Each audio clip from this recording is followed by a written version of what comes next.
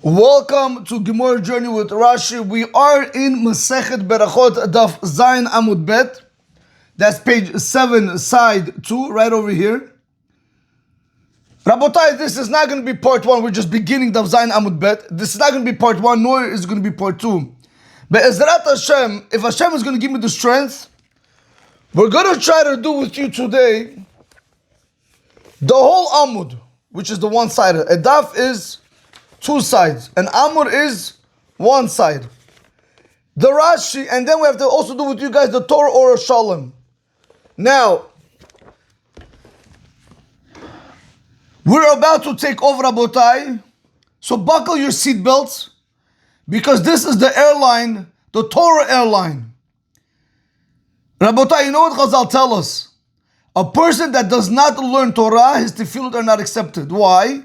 Because tefillot, they're just like a body of a bird. In order for the tefillah to go up, you have to have wings. What are the wings to the prayer? The Torah that you learn. When you learn real Torah, when you Isik b'Torah Rabotai, you create wings for the body of the prayer, and it takes it up to Hashem. A lot of people wonder why their prayers are not answered. Very simple answer, Rabotai. Anyone, the Chazal tell us, anyone who closes their ears from learning Torah, afilu tefilatot te'eva, even their prayers are an abomination. It's disgusting in the eyes of Hashem. He doesn't want to even look at it. Okay, Rabotai, this is Chazal. This is not, I'm not talking about kiruv, shmiruv, piruv. Rabotai, I'm speaking straight, Rabotai. This is how it is. This is how it works. You learn Torah, your tefillot are accepted. You don't learn Torah, Rabotai, your tefillot are, yeah, it's here.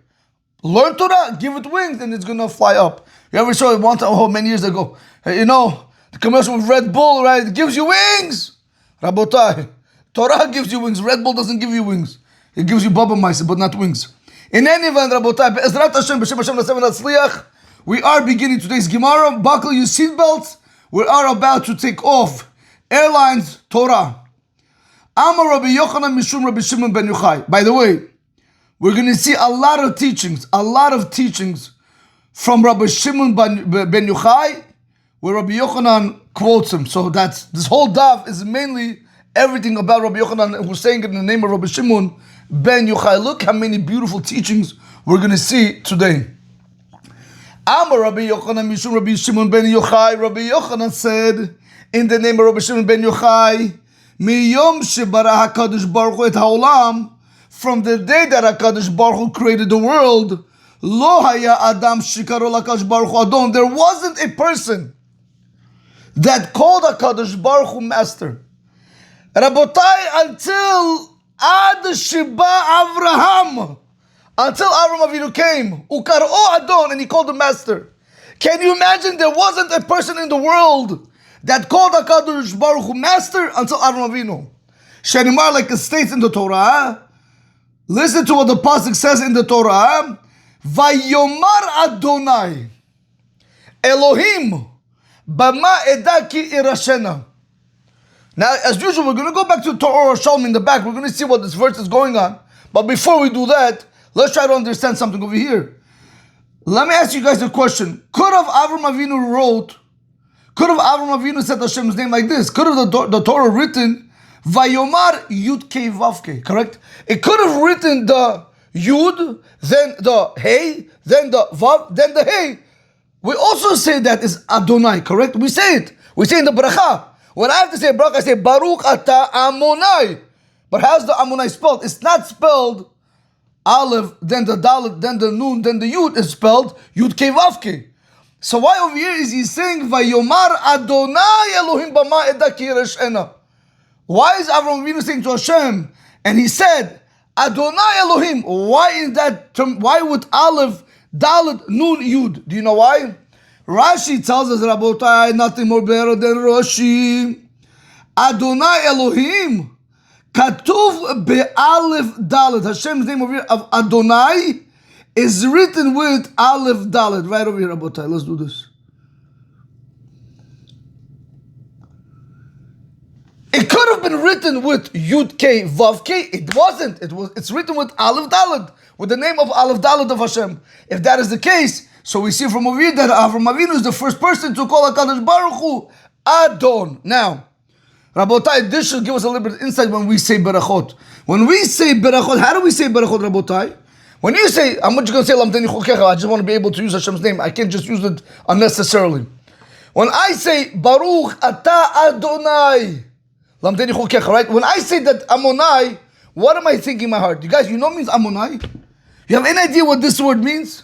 My master. Where did we all get this from? Avram Avinu, Rabotai. Baruch Ata Adonai Lamdeni Chokecha. Baruch, blessed are you, my master. If Hashem is our master, what in the world are we doing going against him? Can somebody explain this logic to me? I don't understand. Honestly, I don't understand. And I don't understand. Don't explain.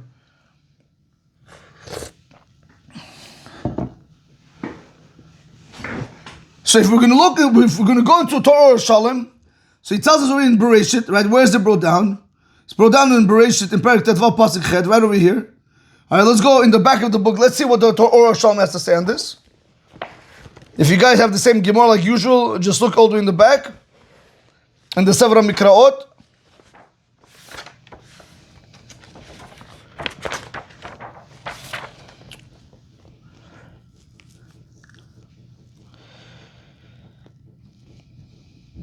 Here. Right, but I have it in the Sefer Mikraot on page Bet. He says over here, in the Mefarish, I'll use the Mefarish. I hope you guys know by now what the Mefarish means, a commentary. The one who explains the verse. Because this could be Rashi, it could be Mitzvah Dav, it could be Tzforn, it could be anybody. I don't know exactly what it is because it doesn't tell me what it is. It's just giving me an explanation on the verse. So he says like this. The Mefarish says like this. Mil'el Katuv, above it's written, HaKadosh Baruch Hu hivticho al Yerushat Eretz Yisrael. HaKadosh Baruch Hu, he guaranteed Avram Avinu on the inheritance of the land of Israel. Ve'al zeh, ve'yomar, ve'im kol zeh, no, ve'im zeh, 1 second. Ve'al zeh katuv, because it's Vav, Ein, Zayin, Chaf. So you have to know what it is. Ve'al zeh katuv, vayomer. And this teaching of the verse which was written above, this is what it's written. So one more time, Rabotai. Above this verse is written, HaKadosh Baruch Hu hivticho al Yerushat Eretz Yisrael, that HaKadosh Baruch Hu, he guaranteed, he promised Avram Avinu that he's going to get the inheritance of the land of Israel. Ve'al zeh katuv, and on this is written, Vayomar. Now on this verse, Avram is telling Hashem, Vayomar, and Avram said, Adonai, Elohim, Bema eda'aki Hashem. With what am I going to know that I'm going to be able to inherit the land of Israel? That's what he's saying, Rabotai.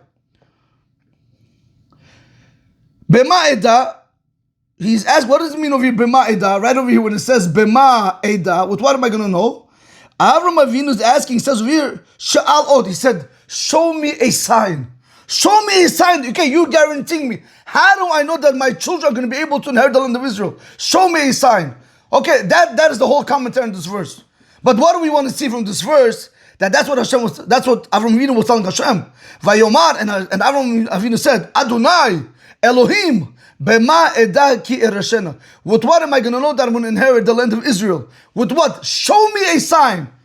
Yeah, I don't want to say show me the money, Rabotai. Now is not the time. Okay. In any event. So we go back over here, Rabotai. We go back over here. So now we know the verse. And now we understand who was the first person that called Avram Avinu, who called Hashem, HaKadosh Baruch Hu Adon, was Avram Avinu. So one more time. Amar Rabbi Yochanan Mishum Rabbi Shimon ben Yochai. Rabbi Yochanan said in the name of Rabbi Shimon ben Yochai, Miyom Shebara HaKadosh Baruch Hu et Olam, from the day that HaKadosh Baruch Hu created the world, Lo haya adam shikaro HaKadosh Baruch Hu Adon. There was not a person that called HaKadosh Baruch Hu Master. Ad Sheba Avraham, until Avram Avinu came, Ukaro Adon, and he called him Master. Shenema, like the pasuk states in the Torah, in Bereshit Perek Tetvav Pasuk Chet, Vayomar Adonai, from the word Adonai, the fact that it's spelled Katuv Ba'alef Dalet and not with the Yud Kei Vav Kei name, Elohim Bama Eda Ki Ereshenu. From here we know that Avram Avinu is the first person to call HaKadosh Baruch Hu Master. Okay, next piece. Amar Rav said, Av Daniel, also even Daniel, Lo na'ana ela bishvil Avraham. Daniel was only answered because of Avraham Avinu. Shenimar, like it states in the pasuk. Ve'ata, and now Shema Eloheinu, hear our God. Et filat avadecha, the prayer of your servant. Ve'el tachanunav, and his supplications. Ve'ha'er panech al mikdashecha shemem, and light up your face on your sanctuary which is destroyed. Lema'an Adonai, for the sake of Adonai. One second. Who is Daniel speaking to? Guys, let's go back 1 second. Ve'ata Shema Eloheinu, and now hear our God. Who is Daniel speaking to? Clearly speaking to HaKadosh Baruch Hu, correct? So why does it conclude and says, Lema'an Adonai, Lema'anach mibayle? He could have just said, for your sake. He could have said, for your sake, meaning for your sake Hashem. Why did he have to go ahead and say, Lema'an Adonai, for the sake of Adonai? Just say Lema'anach. Why that extra word? The Gemara says, Eila, rather, the reason why he said it was not really for Hashem. Was that down to Hashem says, Eila lema'an Avraham, rather answer me because of Avraham, shikarach Adon. Shikarach Adon. Answer me because Avraham Avinu, he called you Adon. So when it says over here, lema'an Adonai, could have just said lema'anach, for your sake Hashem. So when it says lema'an Adonai, answer me because of Avraham Avinu who called you Adon. Okay, Rabotai, now let's go see this pasuk in the back. Let's see if it's the Torah Shalom in Daniel, Perek Tet, pasuk Yud Zayin.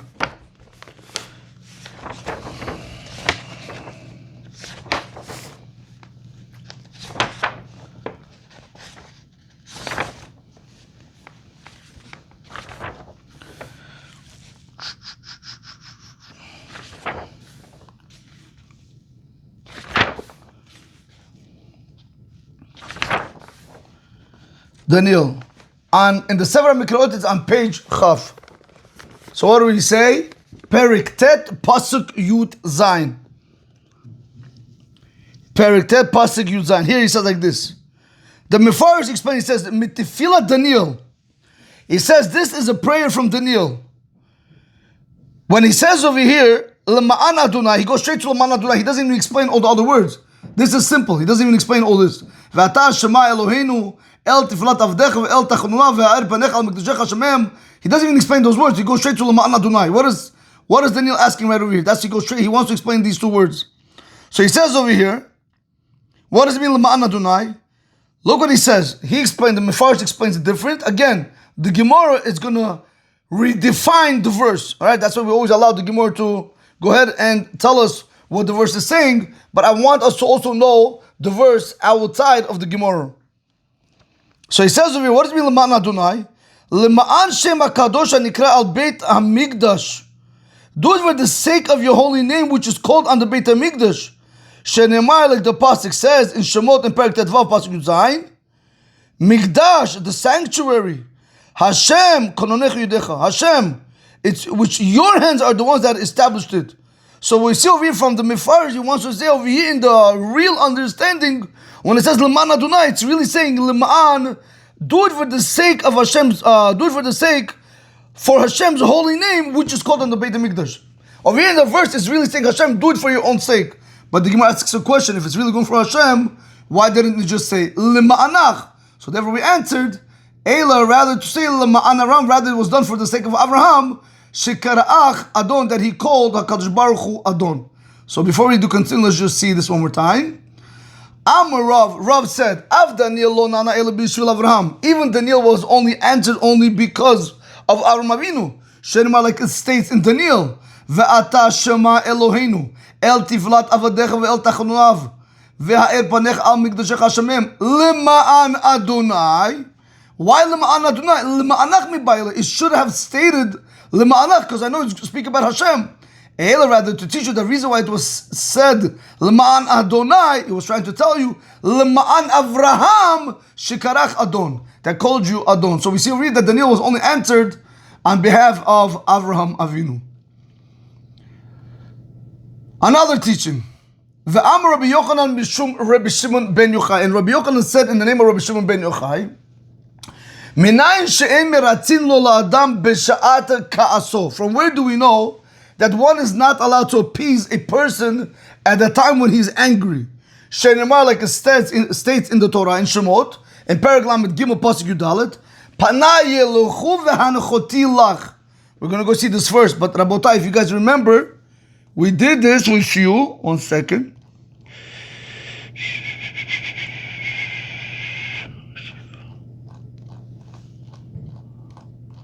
Let me see if I can find it. 1 second. Return. No, I don't need.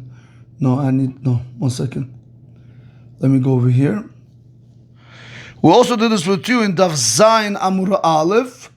But over there, Rabotai, it didn't say Rabbi Yochanan Mishum Rabbi Shimon ben Yochai. It said Rabbi Yochanan Mishum Rabbi Yossi. If I recall, 1 second, let me just double check. Where did he go? Rabbi Yochanan Mishum Rabbi Yossi. Here we go, Rabotai, right over here. Rabbi Yochanan Mishum Rabbi Yossi. Minan she'im berzin lo l'adam b'shat ka'asod dichtiv. Panay yelchu v'hanechoti lach. Right? Rabotai, if you pay close attention, right here it says Rabbi Yochanan Mishum Rabbi Yossi. Correct? But over there, it's not Rabbi Yochanan Mishum Rabbi Yossi. It's Rabbi Yochanan Mishum Rabbi Shimon ben Yochai. If you look into the amendments on the side in Daf Zayin Amud Aleph, over there it says it's really supposed to be Rabbi Yochanan in the name of Rabbi Shimon ben Yochai. Okay. So now, Rabotai, we're going to go to the pasuk. So this is in Shemot Perek Lamed Gimel Pasuk Yud Daled. Perek Lamed Gimel Pasuk Yud Daled. We did this before. Let's just do it again.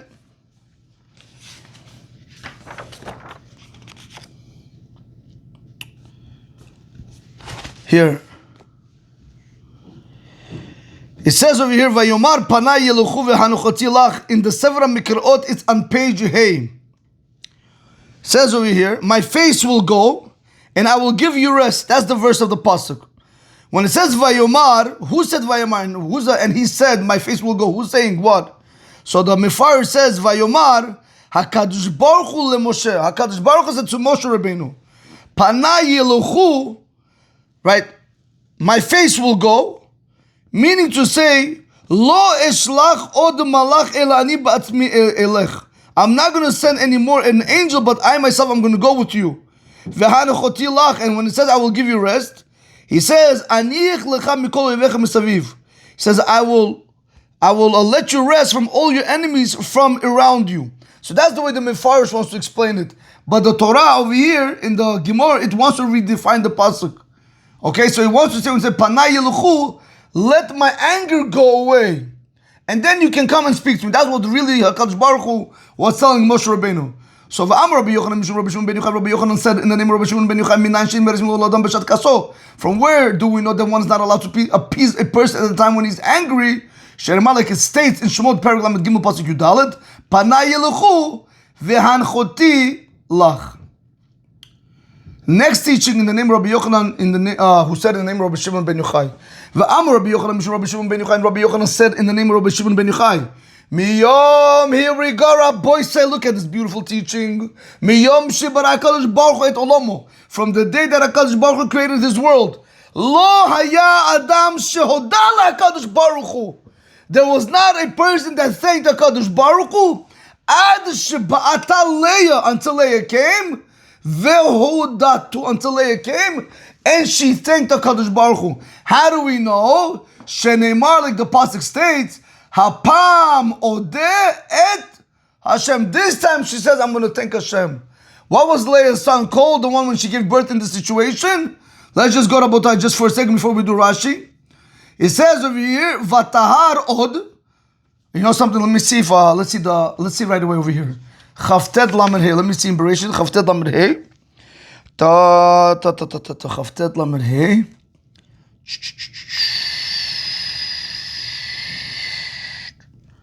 Here. Okay, so the pasuk over here just says, actually, it's just a very small mefarsh. Let's just read over here and then we'll go into the Sefer Mikrot.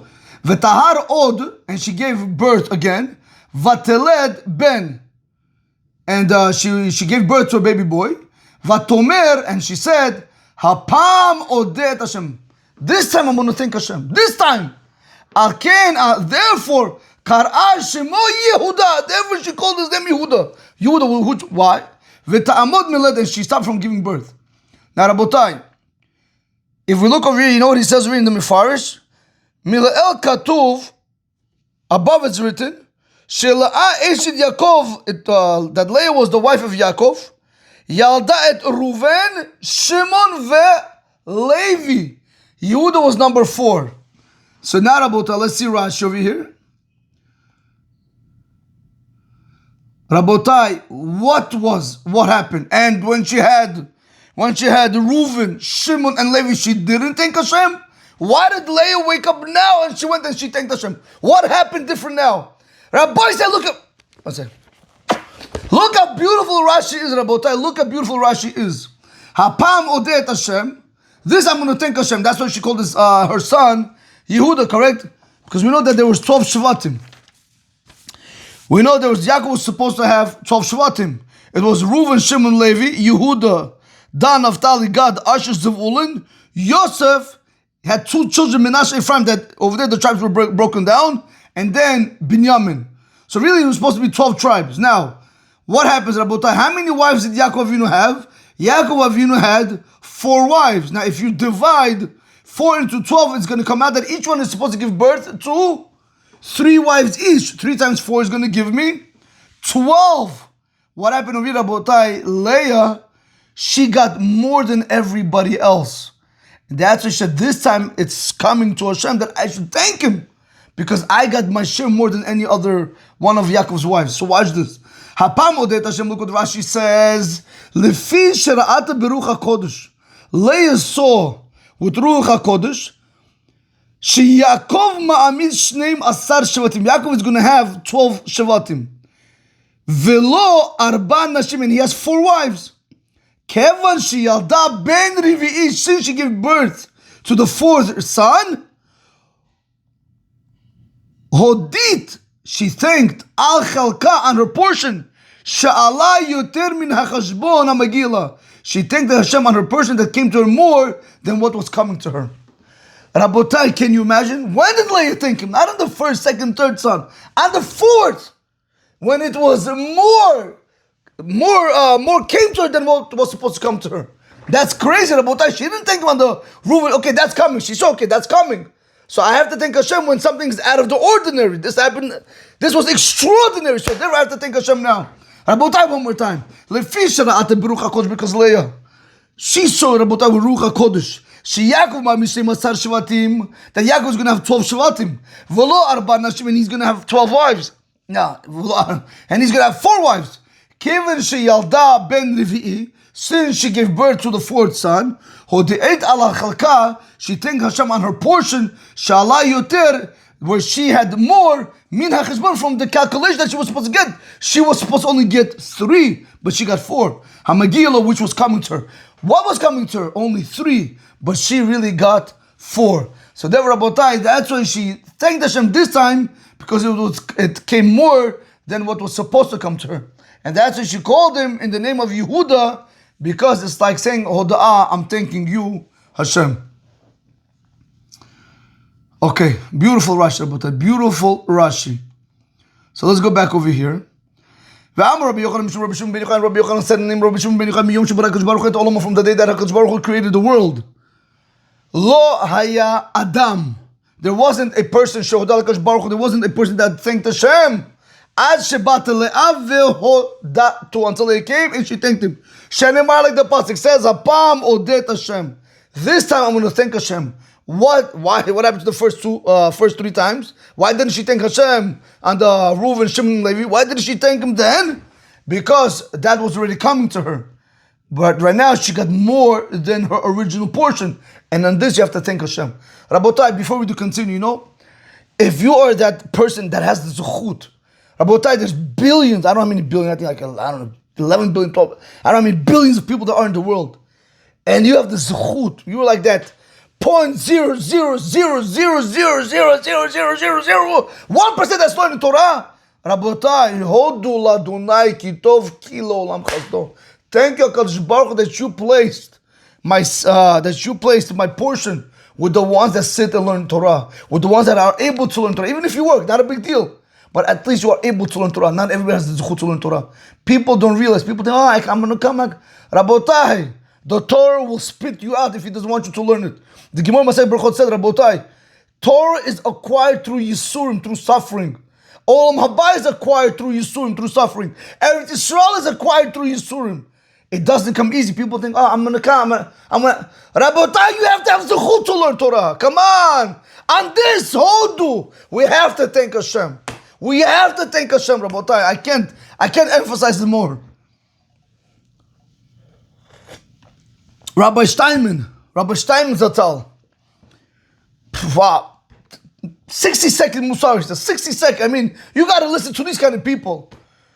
He was saying to people, he says, Rabotai, learn Torah, learn Torah, learn Torah. Don't waste your life on the shtuyot of this world, because when you're going to come up there, you'll appreciate, you'll be very happy that you learn Torah. Don't ask questions hard. You don't just learn Torah. You'll thank me later. Rabotai, I should one time put the video up. Rabotai, those are giants in our generation. He didn't tell us like, you know what's going to happen. No, just learn Torah and trust that in the next world you will see the reward you're going to get. Right now, don't ask no questions. Just learn Torah. Sit your tuchels down and learn Torah. Rabotai, you have to have zuchut. You have to have zuchut. You have to have zuchut. That's it. How many trillionaires are there in the world? How many? I don't even know, Rabotai. How many? 1, 2, I don't know. 5 maybe. From all the... How many B'nai Torah? How many people have the zuchut to learn Torah? How many, Rabotai? Also very, very, very small. It's like a speck in the sand, in the dust. Okay, in any event, all I'm just trying to say over here, if we are those people that are sitting and learning Torah, we have to say, Hodu l'Adonai ki tov, ki le'olam chazot. Thank you, HaKadosh Baruch Hu. Thank you, Hashem. Thank you. Now, it's a real thing. Not thank you, Hashem. Thank you, Hashem. Thank you. No, it's a real thank you, Rabotai. Okay. Next piece. Now, Rabotai, we're going to start delving into names. How important it is to call your children by the proper names. Rabotai, you have to understand. Names define who the children are going to be. People are afraid who the sandak is going to be. But that's also a big thing. But names also play a big role. Today you have people, they're making up names. It's crazy. It's nuts. I don't know where they're coming. You know, in China, I saw one time in China, they take a rock, they throw it into the bowl. Ching, tang, boom, bang, I don't know. That's how they call name. What's going on, Rabotai? We're giving all these names. What happened to our forefathers, our foremothers? What happened to all the Gedolim? What happened to their wives? What, there's no more good Jewish names? We have to find names. Where you come? We want to be cool. We want to be... What's to be different? You're ruining your son's life. What's there to be different right now, Rabotai? You want to be different, sit and learn Torah. That's being different. Okay, anyway, Rabotai, here we go. Reuben. Now, Reuben, okay. Let me see something over here. Rabotai, now he's going to continue here that Reuven, right, because we're going to say Reuben, she saw, watch this, Rabotai. So basically when Leah named Reuven, why did she name Reuven? Let me see if there's a Rashi in this. Yeah, there's a Rashi. Yeah, okay, we're going to see this Rashi right now. Okay. So look what he says.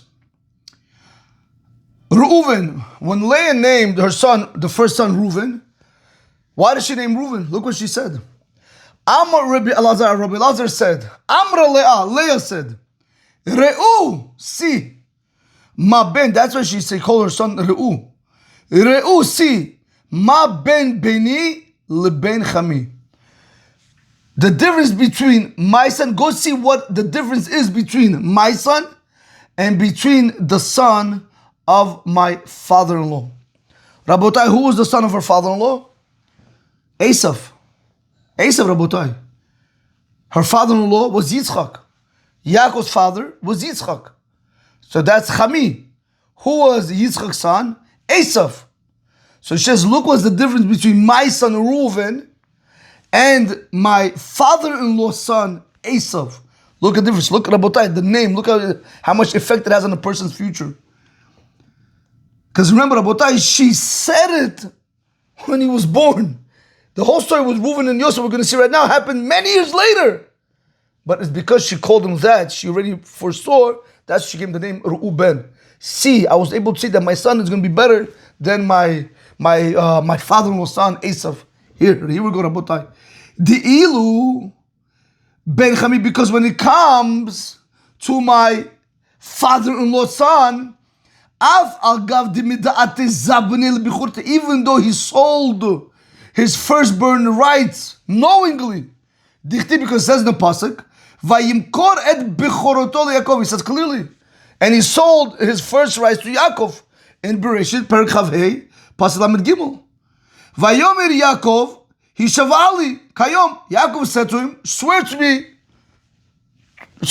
me like now, like today. Vayishavalo, and he swore to him. Vayimkor et bechoroto leYaakov, and he sold his firstborn rights to Yaakov. We're going to go see the pasuk. 1 second. Let's just go over here back.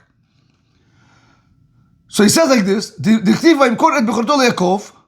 but that's right, he said clearly he sold it. He did it willingly. See what's written in Esav. Vayistom Esav et Yaakov, and Esav, he held a grudge. He hated Yaakov.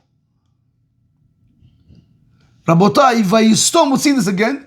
Vayistom Esav et Yaakov, and Esav hated Yaakov, or he held a grudge against Yaakov. Ala bracha asher berecho aviv, on the bracha that his father blessed him.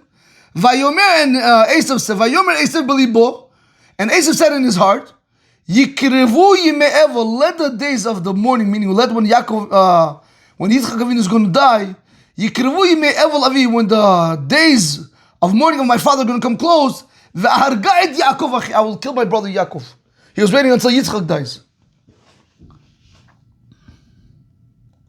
Let's go back. So one more time, Rabotai. Let's do this one more time.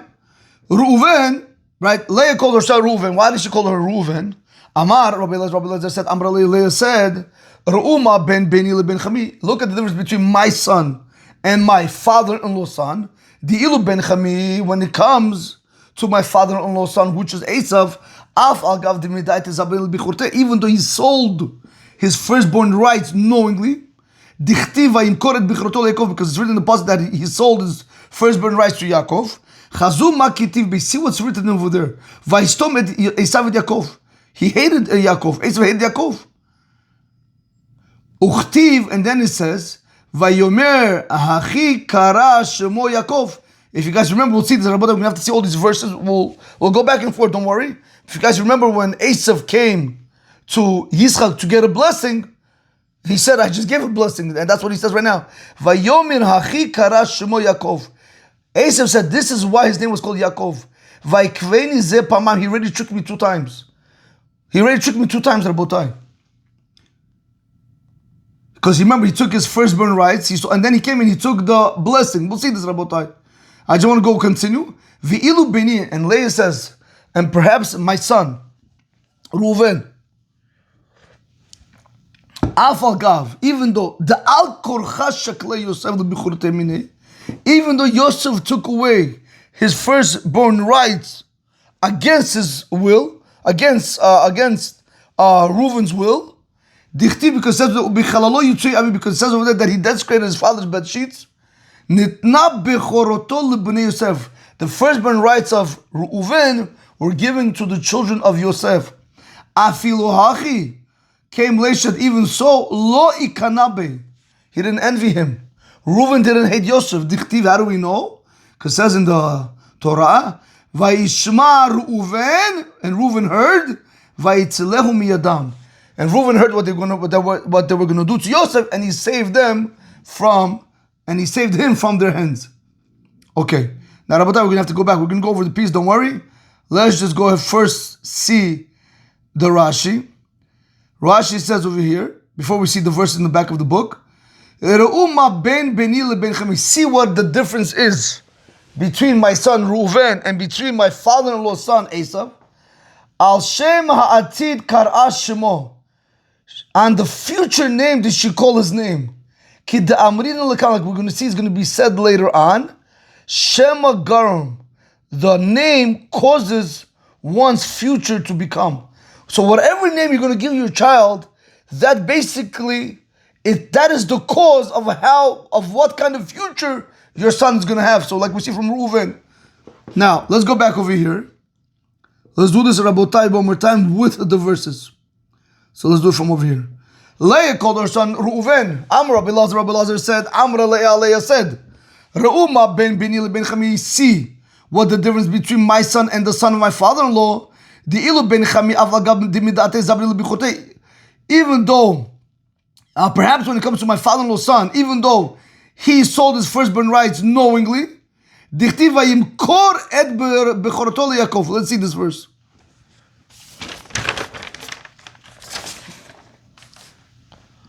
That is in Bereshit Chavhei Lamed Gimel. Bereshit Chavhei Lamed Gimel. He says over here, Vayomer Yaakov, and Yaakov said, Hishavali Kayom. So he said like this. The Mefarsh explains, Vayomer Yaakov le'Esav. When it says in the passage over here, Vayomer Yaakov, it means to say, Vayomer Yaakov le'Esav. You have to add over the word Esav. Hishavali, swear to me, Kayom. What does it mean? What does it mean like now, like today? Kayom shuhu barur, like the day which is clear. So too, swear to me that you're selling your firstborn rights. So you see about how important this is. When it says Vayomer Yaakov le'Esav hishvali kayom, swear to me, just like day, it's clear. Swear to me that you're willing to give up your firstborn rights. Swear to me as clear as day. Vayishavalo, and he swore to him. Vayemkor et bechoroto leYaakov, and he sold his firstborn rights to Yaakov. Now, then we said Chazuma Ketiv Bey. See what's written in it after what he did, after the selling of the firstborn rights. Vayistom Esav et Yaakov. Right. So let's see over here, Rabotai. We're going to go to Chav Zayin Mem Aleph in Bereshit. We're still on that page in the Sefer Mikrot on page Bet. What am I? Chav Zayin Mem Aleph. Yeah. He says over here like this. What means Vayistom Esav et Yaakov? He says Neter Eva, Rabotai. He said it's a form of hatred. He held a grudge. Vayistom Esav et Yaakov. Basically, and Esav hated Yaakov.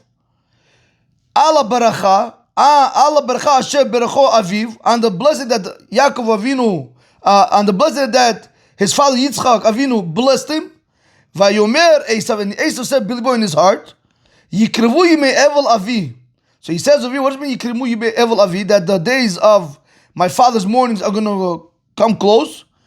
Shelo isaer et Abba. He said, let my father pass away, Yitzchak Avinu.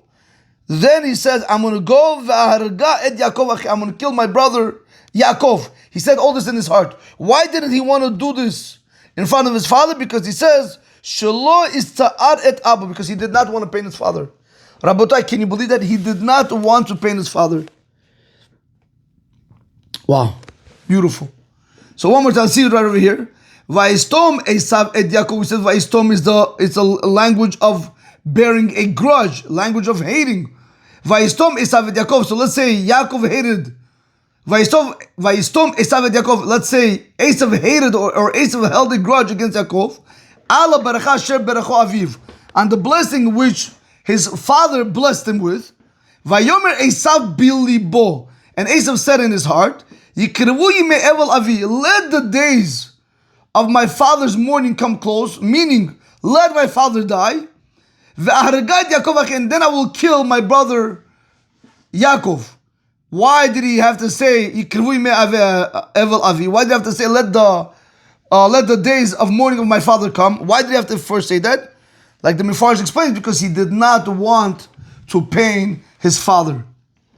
So let's go back over here, Rabotai. So that's that pasuk. Now,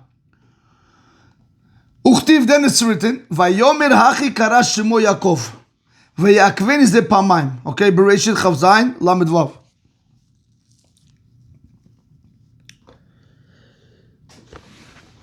Same page, Rabotai. Chav Zayin Lamed Vav. ויאמר הכי קרא שמו יעקב, ויקבני זה פעמיים, את בכורתי לקח, והנה אתה לקח ברכתי. Right, so what does he say over here? ויאמר הכי קרא שמו יעקב. This is why he was called Yaakov. ויקבני זה פעמיים. Now, רבותיי, you have to pay close attention. When it says ויקבני זה פעמיים, what means akveni? It comes from the word ekev, heel, meaning he was able to trip him up 2 times. ויקבני זה פעמיים, he tripped me up 2 times. Et bechorati. This all happened, רבותיי, when Yitzchak gave the bracha to Yaakov, and Yaakov left, and then Esav came to get a bracha from Yitzchak. Et bechorati lakach. He took my blessing. V'hine ata lakach berachati. Oh, not the blessing. Bechorati, I'm sorry. The firstborn rights. Let's do that one more time. Vayomer hachikra Yeshua Yaakov. And Esav said, this is why his name is called Yaakov. Vayekveni ze pa'amayim. And he was able to trip me up 2 times. He was able to lie to me 2 times. Et bechorati lakach. He took my firstborn rights. Because that's what he did. He took his firstborn rights. V'hine. And behold, ata now, lakach berachati. Now he took my blessing. Vayomar, and now Esav said, Halo etalta li bercha, but didn't you save a blessing for me? That's what Esav was telling Yitzchak. Didn't you save a blessing for me? Okay, Rabotai, let's just do that one more time. I just want to make sure it's clear. Vayomer hachi kara shmo Yaakov vayikven ze pamayim. And Yaakov and Esav said, this is why Yaakov is called Yaakov. Why? Vayikven ze, because he was able to trick me 2 times. Et bechorati lakach, he took my firstborn rights. V'hine ata lakach berachati, now he took my blessing. Vayomar, and Esav said, Halo etalta li berachati, didn't you save me a blessing? He was telling his father Yitzchak. Okay, let's continue, Rabotai. So that's that pasuk. Now, v'ilu beni. Now, Leah said, and perhaps my son, af agav the al kol chashak leYisrael birchotei mine. Even though the firstborn rights were taken against the will of Reuven, dichtiv ubichalalo yitzuei aviv. Nitno bechorto lebnei Yosef. Let's see this verse, Rabotai, in Divrei Hayamim. Divrei Hayamim, Sefer Aleph, Perek Hey, pasuk Aleph.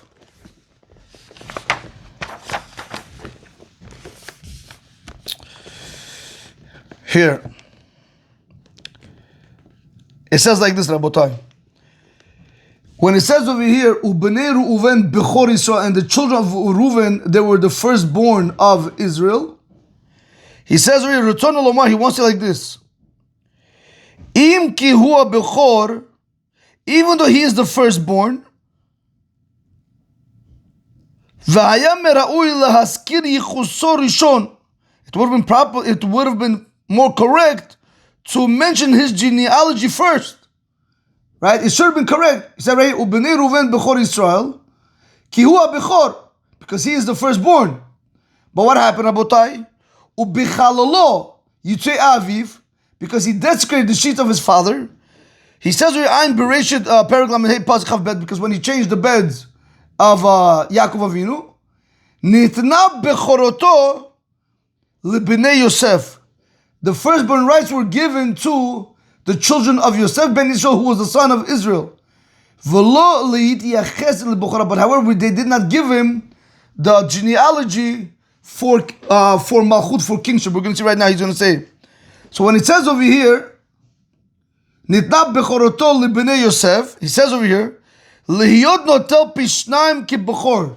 The children of Yosef, Ephraim and Manasseh, were going to take, they're going to take 2 times, like a firstborn. Firstborn has rights 2 times. Liyot banav nichlakim lebet shvatim, being the fact that his children were divided into 2 shvatim. Rabotai, we said before that it was Reuven, Shimon, Levi, Yehuda, Dan, Naphtali, Gad, Asher, Zevulun, Yosef, Binyamin. If I'm going to tell them to you word for word, let's go. We have Reuven, Shimon, Levi, Yehuda, Dan, Naphtali, Gad, Asher, Zevulun, Yosef, Binyamin. I don't have 12, I have 11. So he tells you over here, no. So when you look into Yosef, Yosef had Manasseh and Ephraim. They were split into 2 Shavatim. So now it comes out good. Now it comes out Reuven, Shimon, Levi, Yehuda, Dan, Naphtali, Gad, Asher, Zvulun, Manasseh, Ephraim, and Binyamin. Now it comes out 12. You understand? Manasseh and Ephraim, they're the ones that they complete the tribe.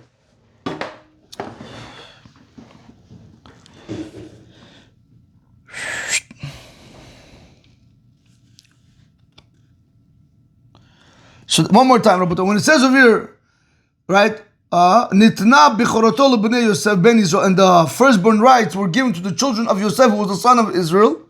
So he says, Lihiyot notel pishnaim.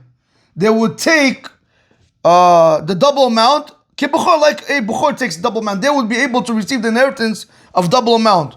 Lihiyot banav nechlakim lebeit shavatim, being the fact that the children were divided into 2 shavatim. But not when it comes to genealogy, not over here.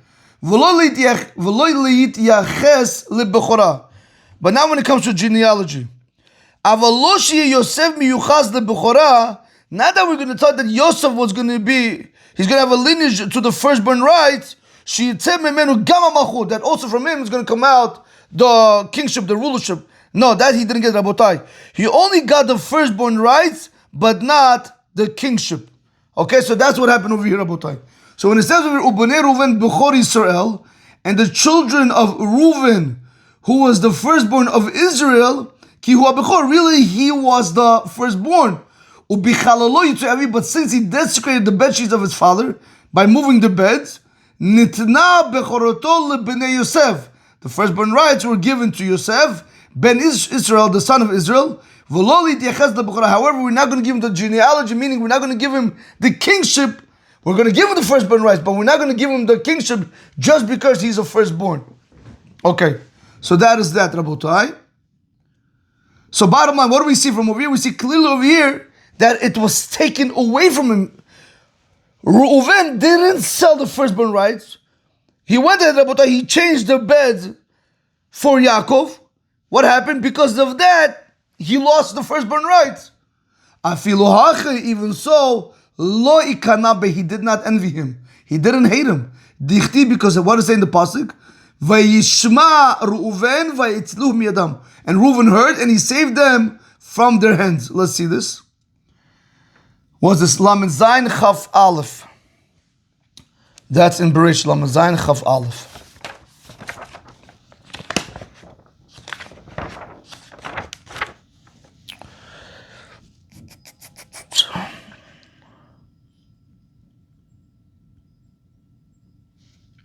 Yes. It's on page Gimel, the Sefer Mikraot.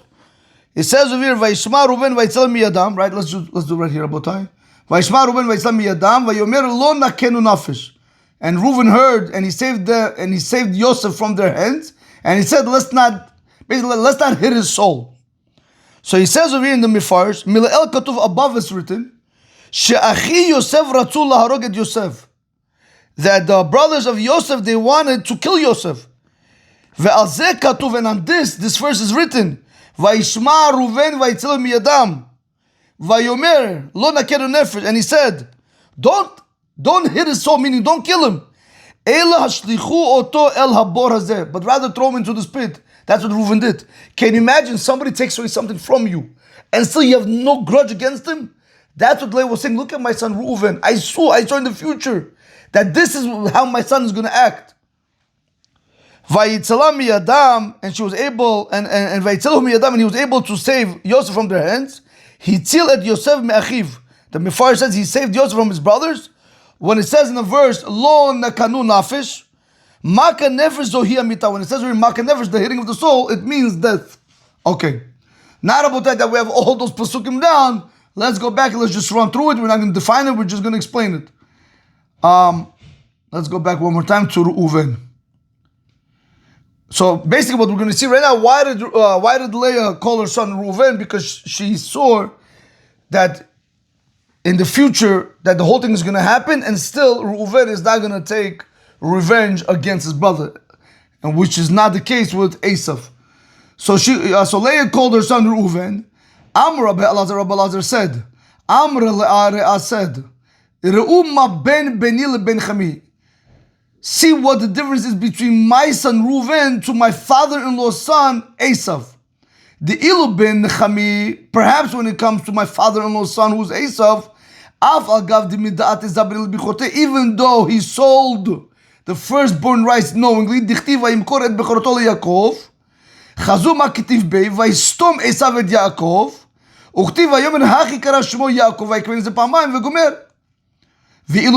when it comes, and perhaps to my son,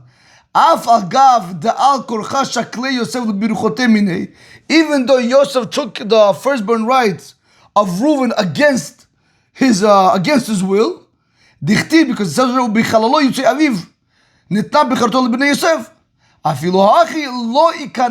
even so he did not envy him. Okay, Rabotai, so we see over here that there is a very big difference between Reuven and Esav. Esav willingly, knowingly sold his firstborn rights, and still he hated Yaakov. Reuven, Rabotai, the firstborn rights were taken away from him against his will because of what he did when he changed the beds of Yaakov Avinu's wives. Rabotai, what does it say? Nevertheless, Reuven went ahead and he saved his brother from their hands of, he saved Yosef from the hands of his brothers. Okay, Rabotai, now we're going to see another case about Ruth. Why was Ruth called Ruth, Rabotai? Ruth, my Ruth, what is the meaning of Ruth? Amar Rabbi Yochanan said, Shezachta v'yatza mimena David. Ruth had the merit and came out from her David. The dynasty of King David came out of Ruth. Rabotai, I believe it's in Masecht Shabbat. Don't say, I'm doing a few Gemaras, I just want to make sure it's Masecht Shabbat. I believe it's in Masecht Shabbat, almost 99% sure it's in Masecht Shabbat. Yeah. Yes. The reason why Ruth had the zechut that David came out of her, because of her modesty. When it came time to pick up the sheaves from the land when they would leave for the poor people, the ones that were standing, the Gemara says, she would pick it up standing. That ones that were laying down, she wouldn't bend over so they shouldn't see her behind. She would sit down because of her modesty. Rabotai, King David, the dynasty of David came out. And by the way, from all her family members are all rich, wealthy. So the whole thing is brought down, the whole story is brought down in Masecht Shabbat. It's very beautiful. Nevertheless, it says over here, Rabotai, Amar Rabbi Yochanan said, Shezakta v'yatza mimenu David. She had the zechut, she had the merit, and came out from her David. What did David do?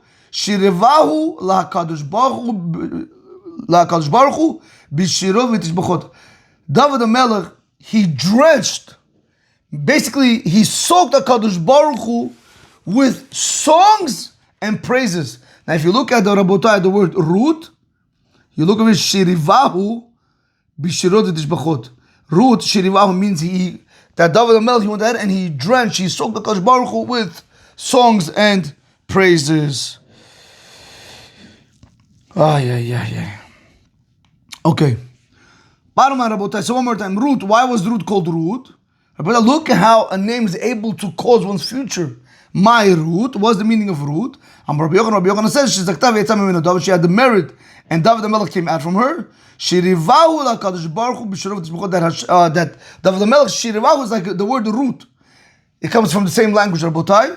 Shirivahu, what does it mean? Rivahu, overflow, over drenched. He just kept on pouring more praises and songs to HaKadosh Baruch Hu. That's what he did. Shirivahu HaKadosh Baruch Hu b'shirov d'shbachot, that David the Melech, he overflowed to HaKadosh Baruch Hu with songs and praise. So again, we see, Rabotai, what? We see, Rabotai, how the name has effect on a person's life. Rashi. Was there Rashi's there? No. Just that? No. One more.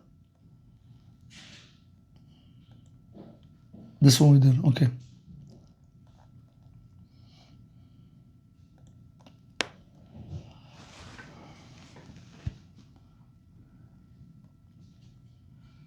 Rashi. Let's see Rashi.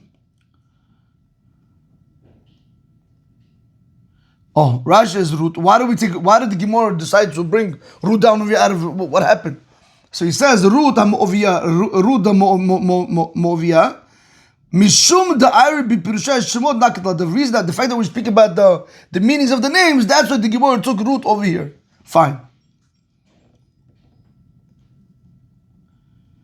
The Gemara asks a question. Minalan dishmagarm. From where do we know that a name is able to decide a person's future? From where do we know that a name causes one's future to come into effect? Rabbi Elazar said, the Amurka, because it says in the verse, Lechu chazu mif'alot Hashem, asher sam shamot ba'aretz. Al tikre shamot, right, we say shamot. Al tikre shamot. Al tikre shamot, el shemot. Now, Rabotai, let's go ahead and see this verse. From here we see that a name causes, it plays a very big role in the future of a person.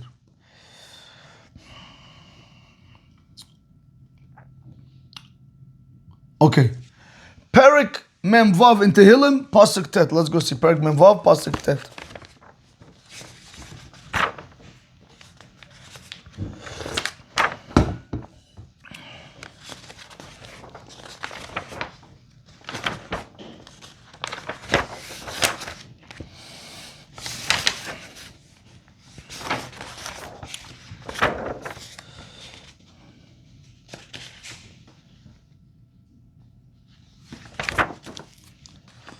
Second.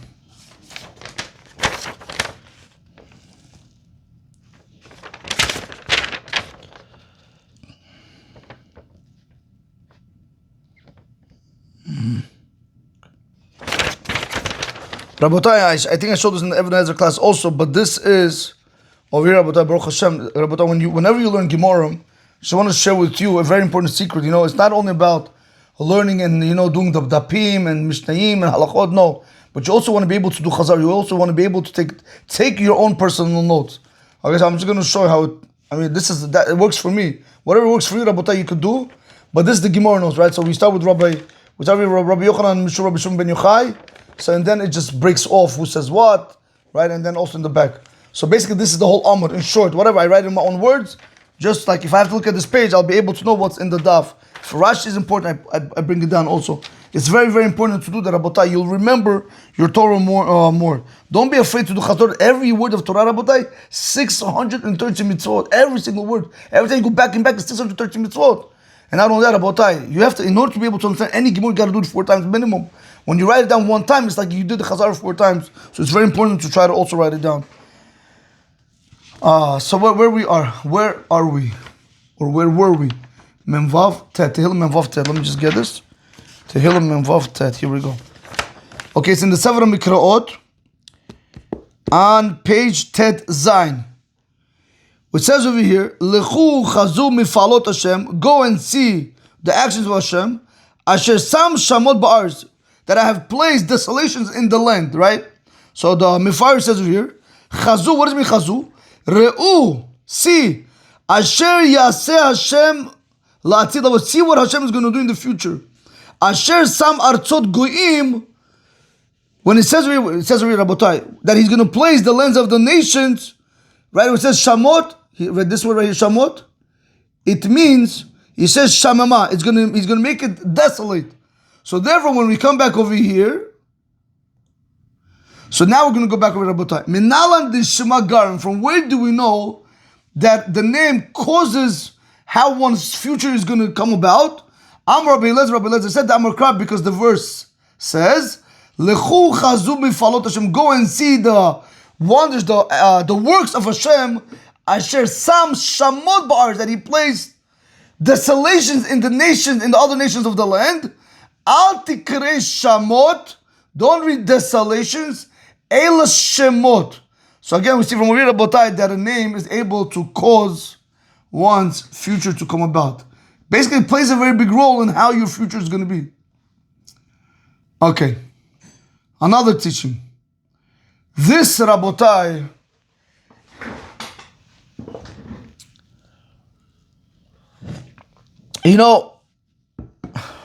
I don't even know how to say it. This over here is a class unto itself.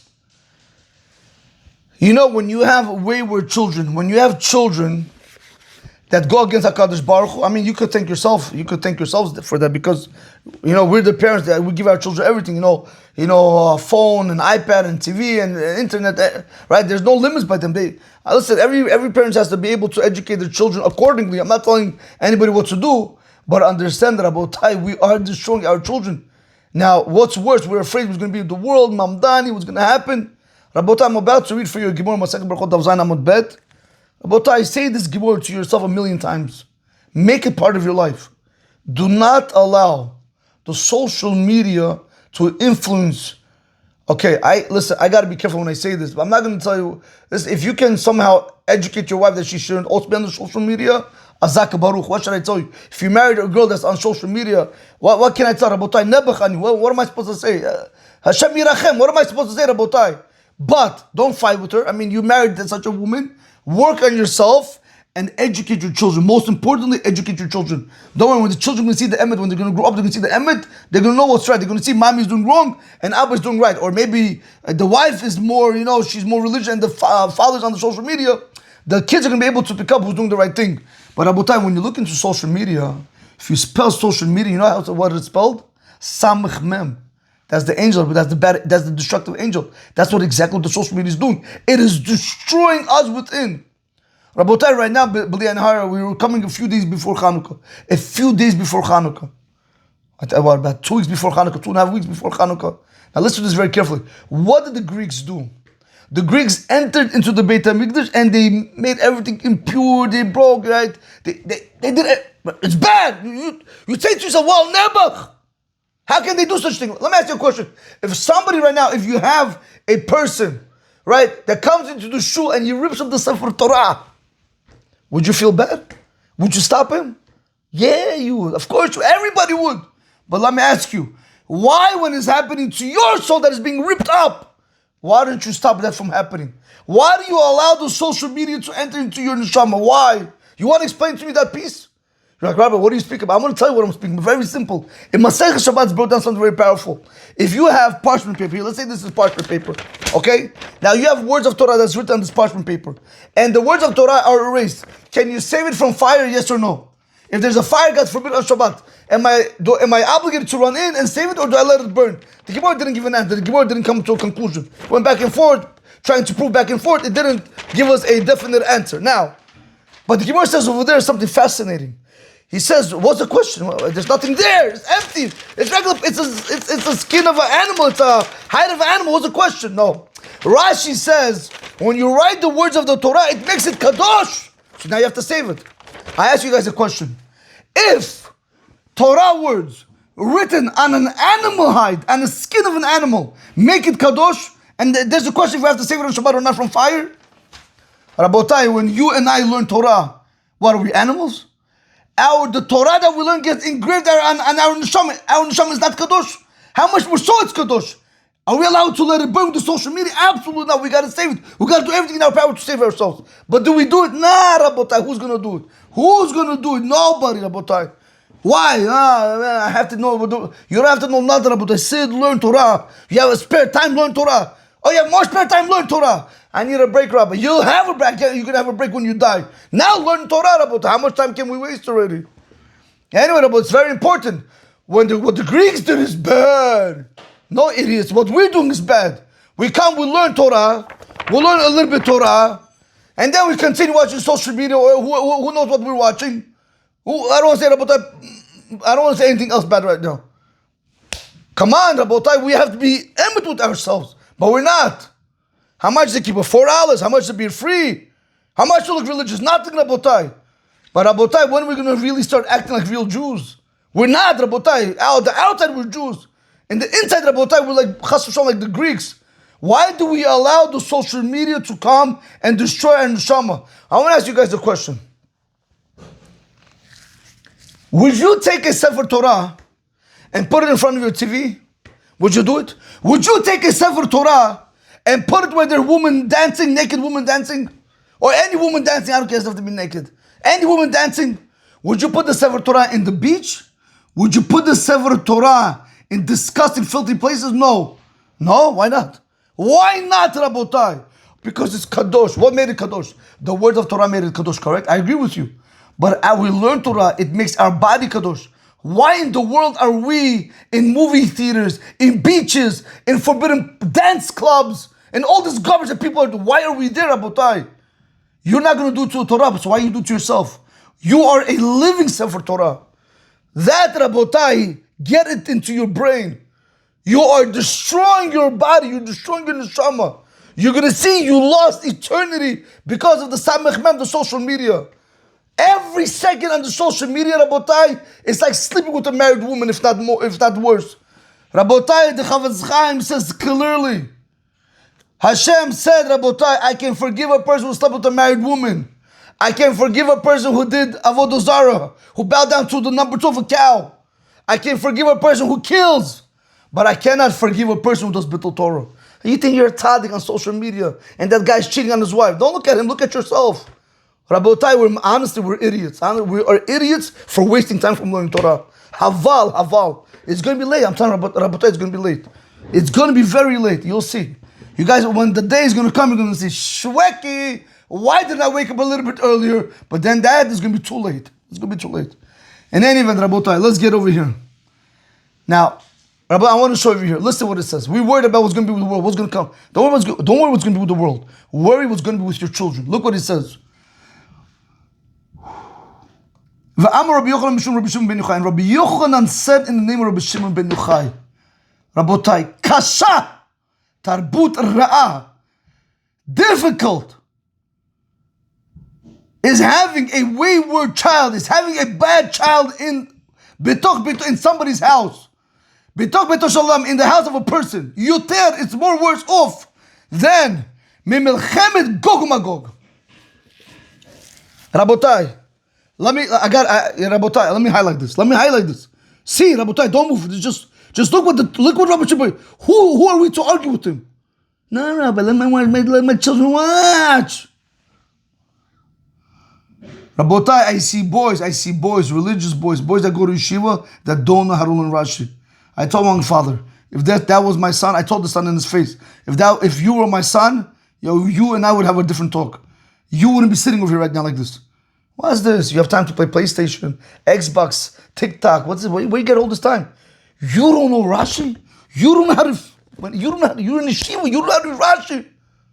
He's using an art scroll, English edition. Okay, call that come up to you. How are you going to learn how to read real books tomorrow? Rabbi, it's better than nothing. No, it's bad. It's not better. It's worse than nothing, Rabotai. Always give ourselves those excuses, better than nothing. Continue giving yourself excuses, Rabotai. See how much you're going to grow. Give yourself that you're enough. How much money you make. You make 1,000, be happy with 1,000. Why you have to work more? You make 10,000, be happy with. Who says you have to work more? No more. Why? Be enough. It's better than nothing. Why don't you say by money is better than nothing? Why don't you say by money is better than nothing?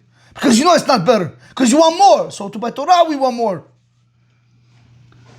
Rabotai v'am Rabbi Yochanan ben Yochai. Rabbi Yochanan said in the name of Rabbi Shimon ben Yochai, Kasha tarbut ra'ah betoch beito.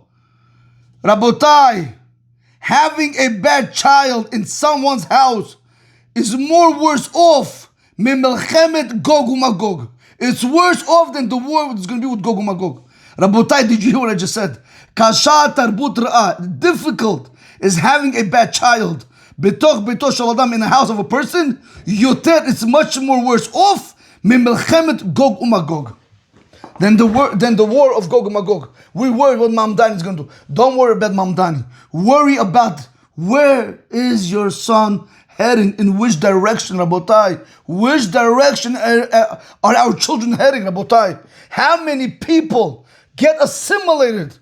How many, Rabotai, you know, I know, how many people get assimilated? Come on. The rabbis come, the chuppah. I don't want to say anything right now.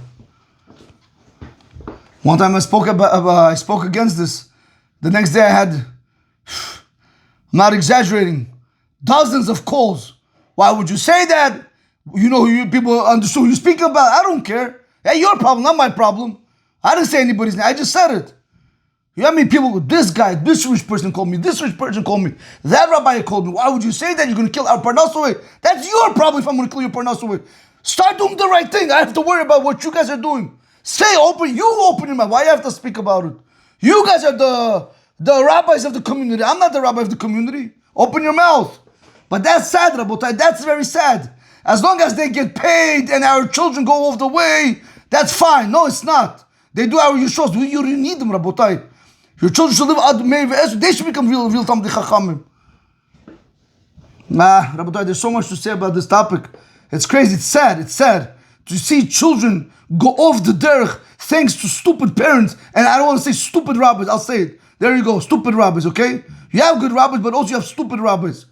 Rabotai, educate yourself. Stay away from these people that bring you straight to Gehenna, that worry about their honor, they worry about their money, they worry about only themselves. Stay away from them. I don't care if his beard is like this, and his hat is like this, and I don't care, Rabotai. And that's 300,000 followers doesn't mean nothing, Rabotai. Because not going in line with our Torah, it doesn't mean nothing.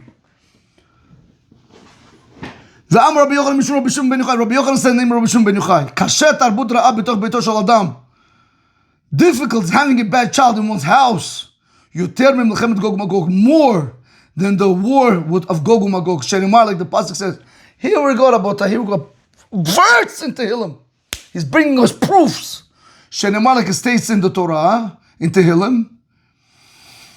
Mizmor LeDavid, a song by David. When he was running away from Avshalom, his son. It's brought down in Tehillim. And then it's written afterward, Hashem, Ma Rabu Tzara, Hashem, how great are my sufferings. Rabim Kamim Alai, many people get up against me. Ve'ilu, and perhaps, Gabi Melchemet Gog Magog, Kitiv, it's written, Lama Ragshu Goyim, why are these Goyim thinking in their hearts? We'll see. Ulu'umim Yehegurik, why they're doing things for nothing. In Tehillim, Ve'ilu Ma Rabu Tzara Lo Kitiv, but it's not written of them Ma Rabu Tzara. Now, I'm going to explain all this. You have to understand, by David HaMelech it says, let me just say it in Hebrew, because it makes more sense, and then let us do the Pesukim and we'll come back.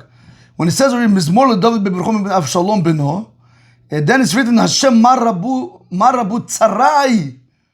How great are my sufferings, chas v'shalom. Rabim Kamim Alai, look, it says by when? By him running away from his son. But when it comes to the war of Melchemet Gog uMagog, it says, Lama ragshu goyim u'lo'umim yehegurik. But it doesn't say, Ma rabu tzarai, how great are my pains. It doesn't say that. David HaMelech didn't say that. By Rabotai, by the Melchemet Gog uMagog, David HaMelech didn't say how great is my sufferings. So what do we see from over here? Having a bad child is worse off than the war of Gog uMagog.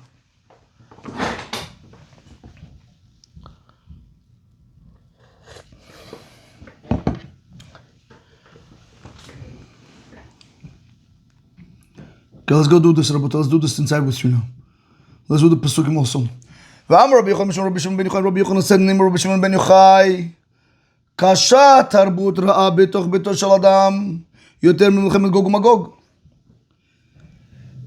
Difficult is having a bad child in one's own household more than the war of Gog uMagog. שנאמר, like it states in the pasuk, מזמור לדוד, בברכו מפני אבשלום בנו, Tehillim. It's in Perek Gimel, pasuk Aleph. Let's see Perek Gimel, pasuk Aleph.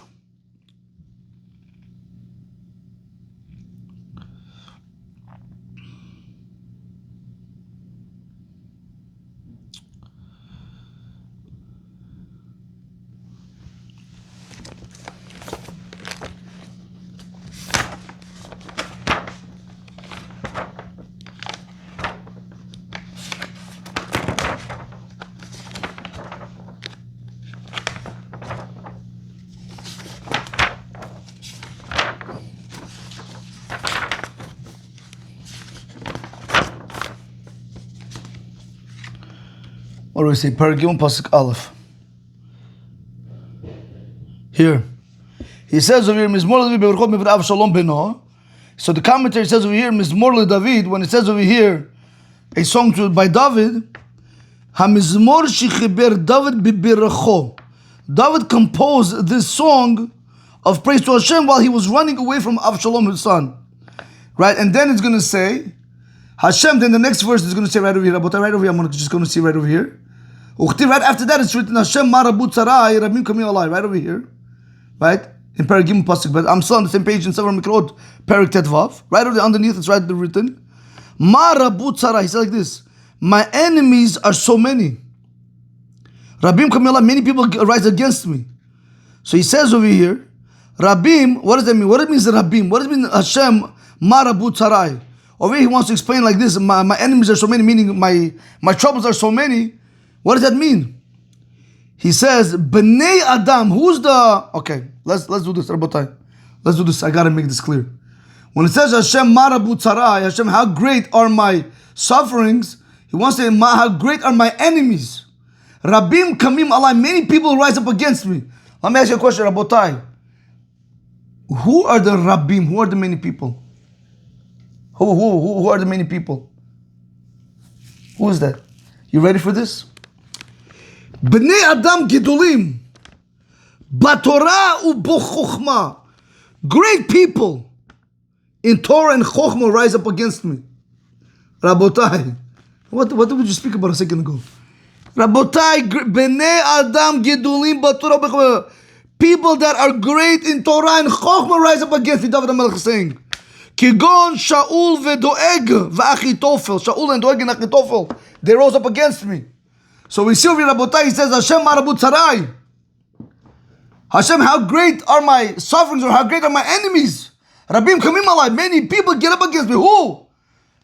Great people in Torah and Chochmah and wisdom. Can you imagine, Rabotai, who David HaMelech had to face?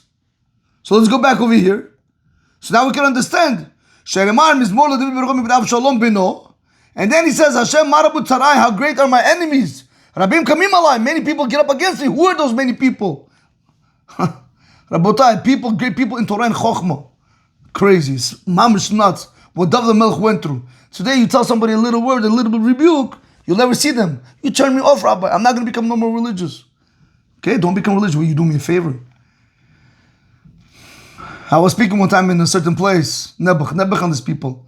Whatever, something happened somewhere, whatever. I'm not gonna get into details. So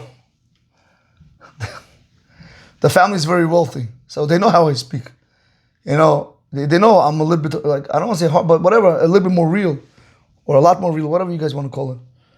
So they come up to me and they say, Rabbi, whatever you do, speak about whatever you want, but don't speak about, reality. Speak about this, speak about this, but don't speak harsh to them. Rabotai, as I stood there and I looked at them, and they're telling me what to say, it was nuts. You know why? Because all the people that were sitting there, they had an opportunity of their lifetime to hear some real Torah, and they didn't. Honestly, they did not. I didn't speak. What am I supposed to do? You're dictating what I should do, what I should say? But it's crazy how people are afraid that the truth should not be heard. It's nuts. And these people that were there sitting were not regular people. I don't know the people, but he told me that these people are all very big, and you shouldn't, speak in a very negative way towards them. Why is it negative? Why is saying musar negative? If a doctor tells you, Chas v'shalom, you're sick and you better take antibiotics or else you're going to die, is that negative or is that a fact? There's facts, Rabotai. That's all it was. Anyway, Rabotai, it's very sad. It's very, very sad. Fine. So he says over here, Rabotai, now we're going to go. So we see over here clear by David HaMelech, it's written that when he was running away from his son Avshalom, but then it says, Hashem Marabut Sarai, how great are my enemies, or how great is my suffering. V'ilu Gabi Melchemet Gog Magog Kitiv, but when it comes to Gabi Gog Magog, it doesn't say that. All it says, Lama Ragshu Goim Ulumim Yehegurik. Let's see this. In Tehillim Bet, verse, Perak Bet, Pasuk Aleph. Let's see over here. I am still Rabotai in Tetvav in the Sefer Mikraot. Here. What does it mean, Lama Ragshu Goim?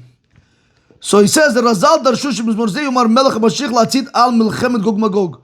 Chazal of blessed memory, they said that this song is going to be said in the future by the Melech HaMashiach on the war of Gog uMagog. This Lama Rigshu Goim Ulamim.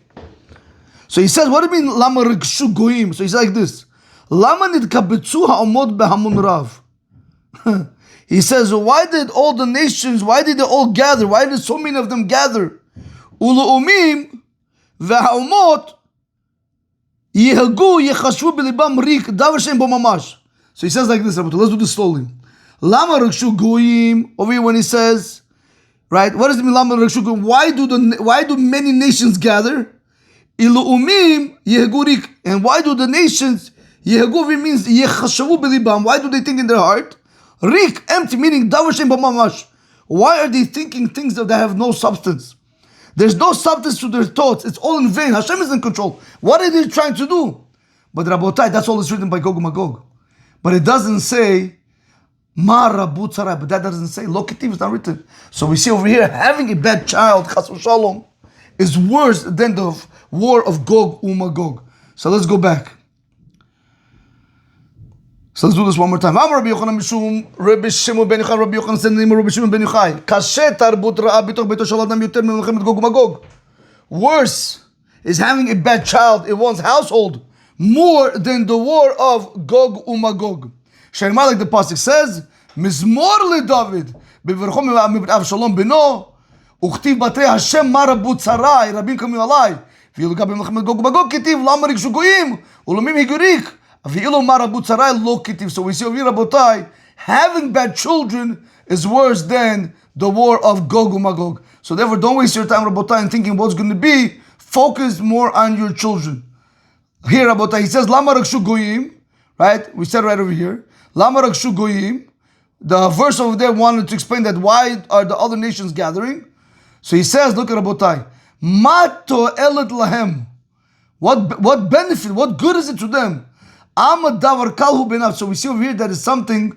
Also, we see from over here when he says over here, what benefit is it to them that they're gathering against us? What they're trying to plan, they have nothing.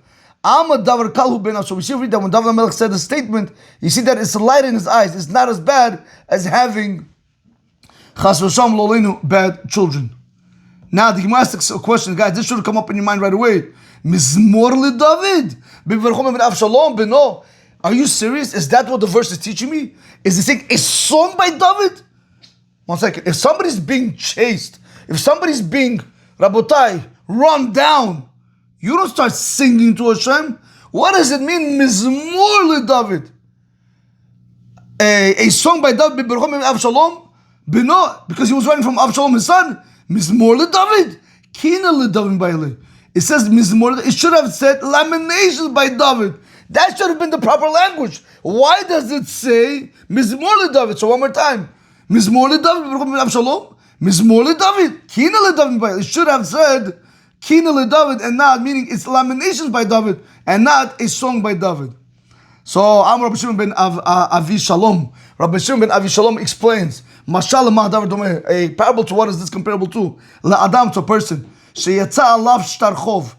There came out on a person a promissory note in IOU. Kodem shiparo haya atzet. Before he paid it, he was upset. La'achar shiparo samach. After he paid it, he was happy. Avkan David. So too David HaMelech. Kevin shamar lo HaKadosh Baruch Hu, since HaKadosh Baruch Hu told him, Hineni mikim alecha ra'a mi betecha. David HaMelech, Hashem said to David HaMelech, I'm gonna make, Hineni mikim alecha ra'a mi betecha. I don't want to say stand, but something's going to come out of your family. Some bad is going to come out from your own family against you. Yeah, that's the proper way to say it in English. I'm going to make something come out from your own household that's bad against you.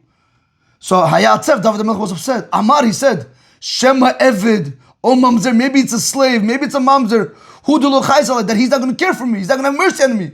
Kevin de Chazad Avshalom, who? Since David HaMelech saw that, it's Avshalom that's going to chase him and he wants to kill him, Samach, he was happy. Why? Mishum Hachi Amar Mizmor. He was happy because, and that's why he said Mizmor, that's why he said it's a song. Rabotai, in the over here, Rabotai, I want to just read for you. It doesn't have it over here, but over here, in the Hagod V'Tzunim in Od Bet, he said, Amar, because David HaMelech said to himself, Stam Barad Derechem Al Abba. In general, he said, a son has mercy on his father. If it would have been an Eved, he wouldn't have mercy. Could have been a Mamzer, he wouldn't have mercy.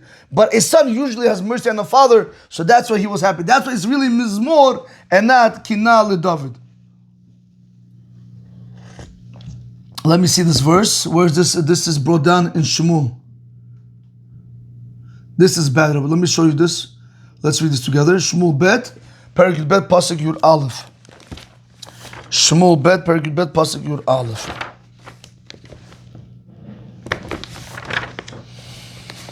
Baruch Hashem.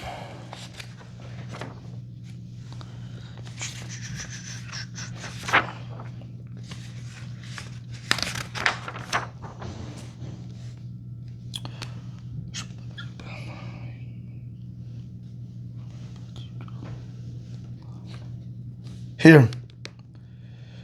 Rabotai, look what he says over here. Ko Amar Hashem. Hineni mikim alecha.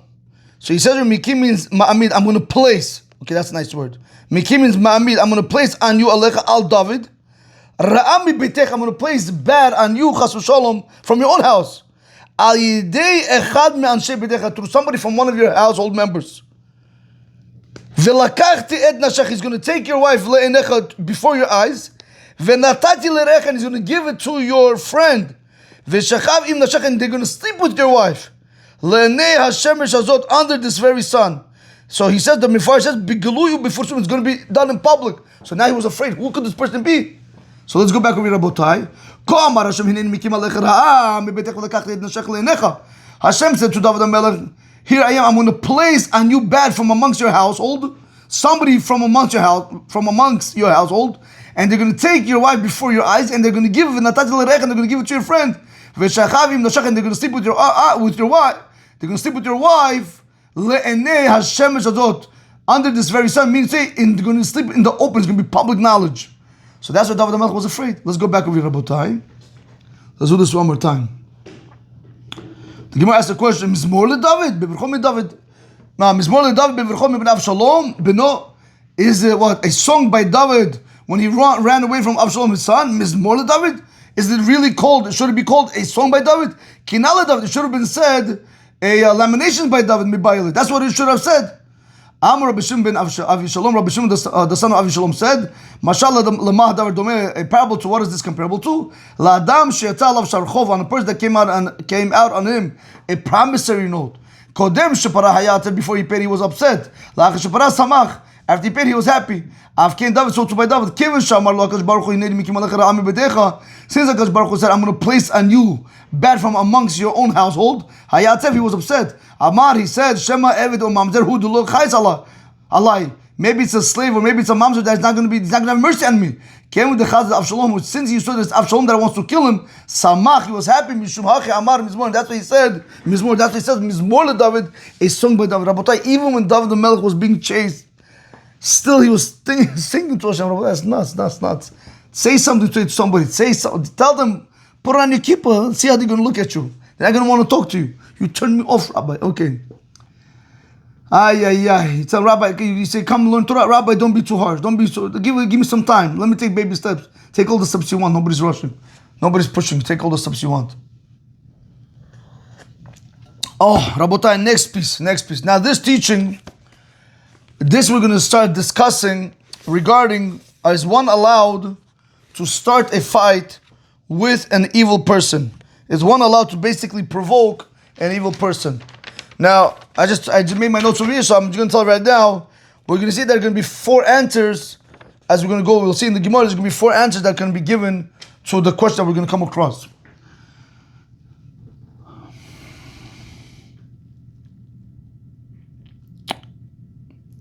Okay.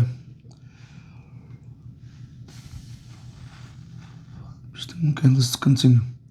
Rabbi Yochanan said in the name of Rabbi Shimon ben Yochai, Mutar litgarot b'reshaim ba'olam hazeh. It is permissible for one to provoke evil people in this world. Meaning, so you are allowed to start a fight with the reshaim in this world. Sheinamar, like the pasuk says, Ozvei Torah, those people that abandon Torah, yihalelu rasha, they praise the reshaim. People that abandon Torah, they praise the reshaim. V'shomrei Torah yitgaru bam, but people that keep Torah, they fight them. They're not afraid of them. Rabotai, let's just see right away the pasuk. Let's go see right away the pasuk. Let's make it a little bit. Okay, let's see right over here. Mishlei Chavchet Dalet.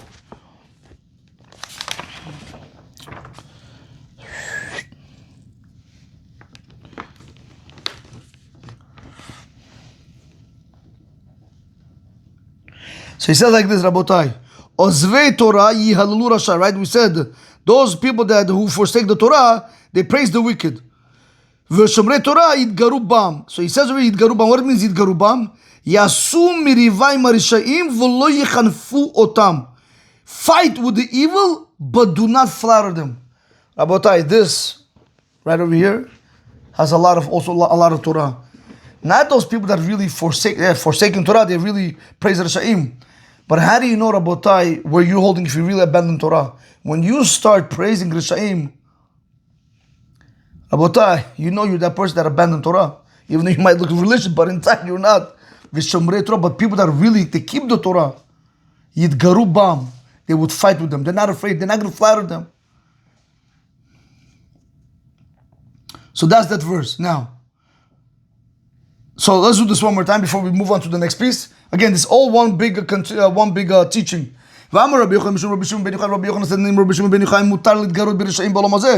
one is allowed to go ahead and he's allowed to start a fight with the evil people in this world. Like the Pasuk says, was told in the Brighter, Rabbi Dusotai Rabbi Matun Omer. Rabbi Dusotai, he said in the name of the son Rabbi Matun said, Mutar litgarot b'rishaim b'lamazeh. You're allowed to go ahead and you're allowed to start a fight with the Rishaim in this world. Like the Pasuk says, Yalu Rasha ve'gomer. Ve'im lachashach adam lomar. If somebody whispered, if a person whispered to you saying, V'hakti, but isn't it written, Al titachar b'miri'im, Al tikaneh be'osei avla. Now, Rabotai, we're going to have to actually see this inside, because we can see that there's two ways to understand it. I think there's a Rashi for this. Yeah, there is a Rashi right over here.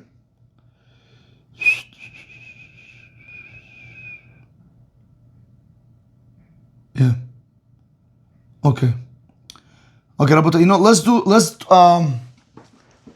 I'm just seeing if we should do the verse or we should first do the Gemara. Let me just see something. Okay. Let me do this.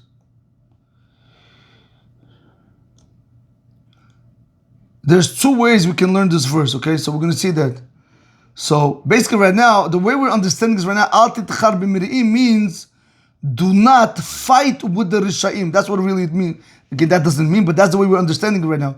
Al tikaneh be'osei avla. Do not envy those people that do injustice. Just give me 1 second.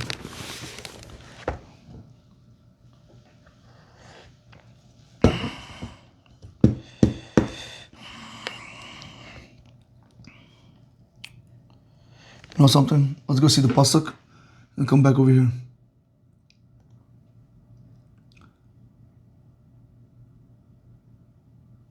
Tehillim Lamed Zayin, Aleph. Tehillim Lamed Zayin, Aleph.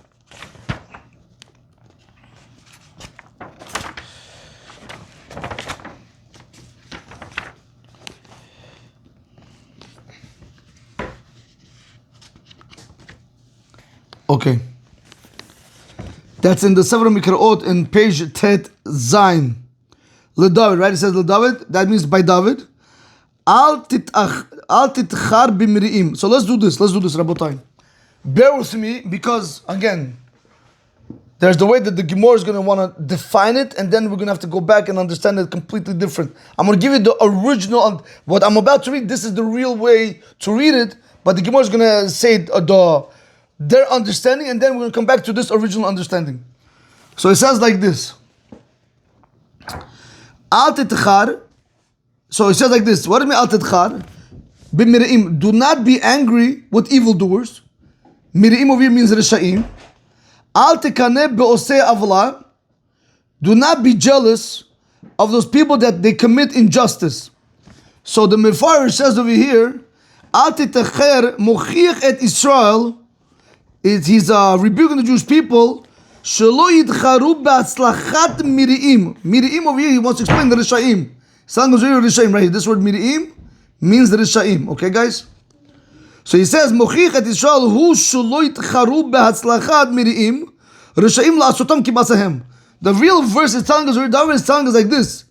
Do not, he's rebuking the Jewish people and he says, do not envy, do not be angry with the success of the evildoers to do like them. A lot of people ask, oh, you see this guy, he does everything wrong and he's successful. Don't do that, Rabotai, unnecessary. And then it says, right, so he says, when the word titchar, he says over here, Inyan hadamud vehita arev. It's a language of becoming like or blending in. That means titacher. Okay, that's what he says. Al titacher b'mir'im. Do not basically blend in with them.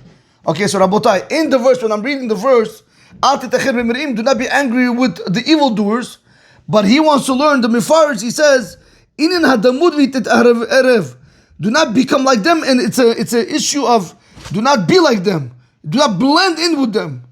Okay, so LeDavid by David, Al titacher b'mir'im. Do not blend with the Rishaim. Do not do like them. Okay, but in Rabotai, if you look at the word titacher, it could also mean angry, by the way. Mean don't be angry and then go be like them. Because if you write how they say, if you can't beat them, be them. Right? If you cannot beat them, then beat them, right? No, Rabotai, he says, no, don't be like them. Do not envy those people that do injustice. So the Mifar says over here, "Be'osei avla b'hatzlachat osei avla lasot avla kimotam." He says over here also, in the success, right? The people that do injustice, the people that do injustice, the people that do sins, they're very successful, right? So he says, don't go ahead and do like them. One more time. B'hatzlachat osei avla lasot avla kimotam. That's what he says. Al tikaneh be'osei avla. Do not envy the people that are successful. These people that are doing injustice, that they're successful to do injustice like them. Don't do that, right? That's what he's telling us over here. So, in short, Rabotai, LeDavid al titachir b'miri'im. By David, it says, do not blend in with the Rishaim to do like them. Al tikaneh be'osei avla. Again, same thing. Do not be envious to be like them. Just because they're successful, you don't want to be like them and have the same success. Like we just said, having a child that's off the derech is worse than Gog Magog. It doesn't mean anything what they have. All their success has zero value, Rabotai, if they have no Torah in their life. You have to understand this. When people go against Hashem, people don't understand. If I offer right now, give me a killer whale, the greatest white shark, I don't care, give me any fish, and I offer him women, drugs, money, parties, houses, vacations, everything, but he's not going to have water. Does all that mean anything? Zero. A big fat zero. Same thing over here with Torah. You could have money, you could have girls, you could have vacation, you could have party, you could do whatever you want. You ain't got no Torah, you ain't got no life. A big zero. In Hashem's eyes, in your bank account, it's zero. Okay, so let's go back over here, Rabotai. So now, like I explained, this is the real understanding of the pasuk of Al titachar b'miri'im, Al tikaneh be'osei avla. Now, however, Rabotai, we have to understand, the Gemara is going to translate it a little bit differently. Okay, let me just show you. Maybe let me show you right now. Look what Rashi says. He says over here, when it says over here, Al titacher b'miri'im. Right, let me just show you over here. Al titacher, do not. Right. So how did you and I learn this? You could say, do not be angry. You could say right now, also the way the Mefarsh wants to explain it, do not blend in, correct, with the Rishaim to be successful like them. He says over here, when it says Al titacher, you know what the Rashi defines it. Look what he says. Al titkotet, do not fight.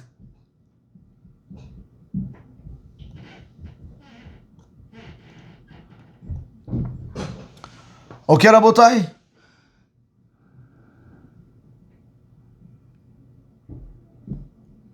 So we're going to see, Rabotai, this is what we're going to understand, okay? Right now, titacher right now means titkotet, fight. So why is this important? So I want to show you why. Because we said like this, Rabotai. We said Tanya Namichal was also taught in the Baraita. Rabbi Disutai Rabbi Matun Omer. Rabbi Disutai, the son of Rabbi Matun, said, Mutar litgarot b'rishaim b'olam hazeh. You're allowed to go ahead and you're allowed to start a fight with the rishaim, with the evildoers in this world. Shenemar, like the pasuk says, Ozrei Torah yihalelu rashav ve'gomer. Like you have to complete the pasuk, right? V'shomrei Torah yitgaru bam. Now, v'im lachash. V'im lachashach adam lomar, if you have a person that he whispered to you saying, v'hakri, but isn't written in the Torah, clear says in Tehillim, al titacher b'miri'im, do not fight with the evildoers. Al tikaneh be'osei avla, do not be envious of them, meaning don't start a fight. So how can you tell me you're allowed to start a fight, correct? That's what he's saying. Omer lo, say to him, mi shilibon nokfo merker, somebody whose heart strikes, somebody who's afraid inside, said so. Eila, you know what you have to say, Rabotai, here we go. Eli, you're going to have to now we're going to learn the original way, like we said, the pasuk. Al titachar, what does that mean? Ela omer lo, rather what you're going to tell him like this. Ela, rather, you know what it says, Al titchar b'miri'im? It doesn't say do not fight with the evildoers. What it means, Al titchar b'miri'im, over here, titchar means, like we saw in the back, lihiyot.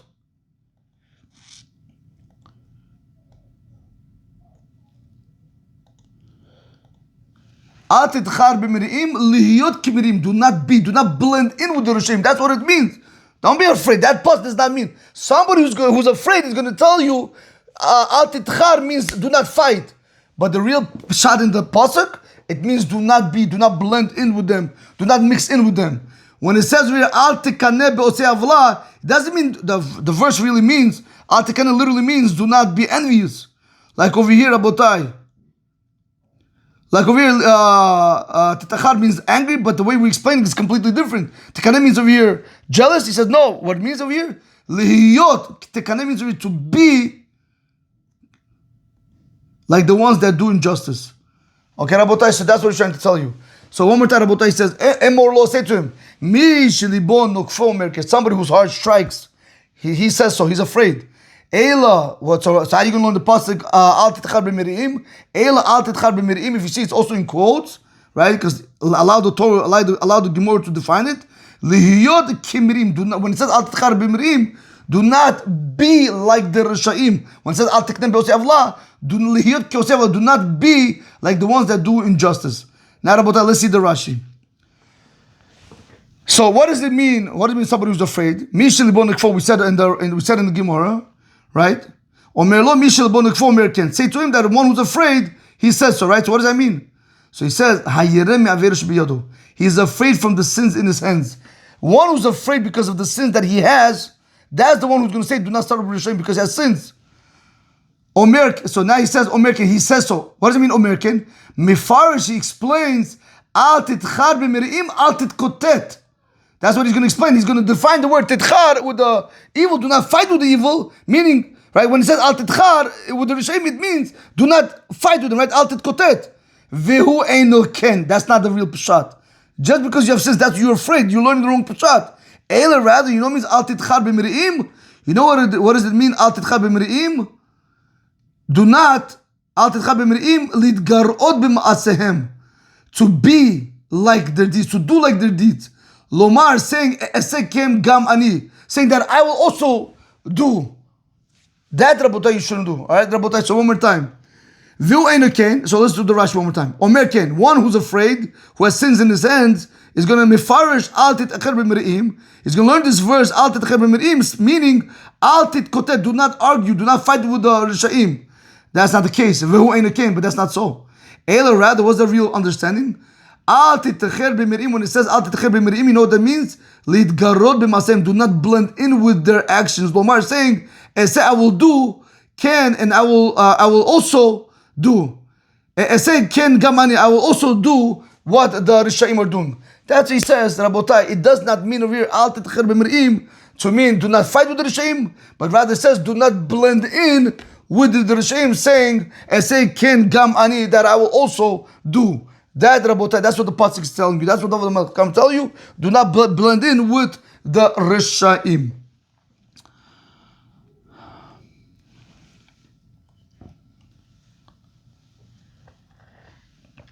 Now, before we come over here to number 17, let's just go back and do that piece one more time so we can move forward. But again, we're still in the same topic.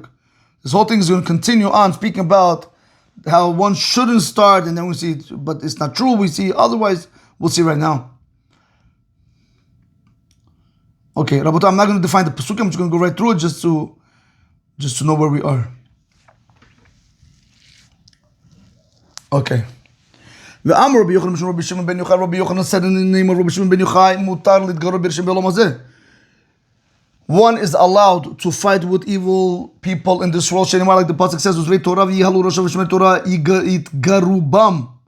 Clearly says Garubam. Clearly says over here, you're allowed to fight with them. Tanya was also told Rabbi Dusai ben Rabbi Matun, Rabbi Dusai, the son of Rabbi Matun says, Mutar lidgarot b'Rishaim b'olam hazeh. You're allowed to go ahead and you're allowed to fight with Rishaim in this world. Shenimar ozvei Torah yihalu rasha. Right? It says people that okay, etc. V'im lechashach adam lomar. If a person whispers to you saying, "Va'kitiv al titacher b'miriim al tikane be'osei avla," right? Omer lo mishil bo nukfoke omer ken. Somebody's afraid it says so.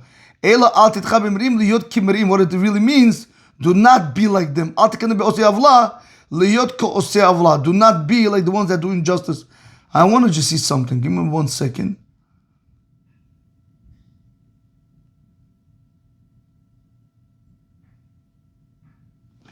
Give me 1 second of time.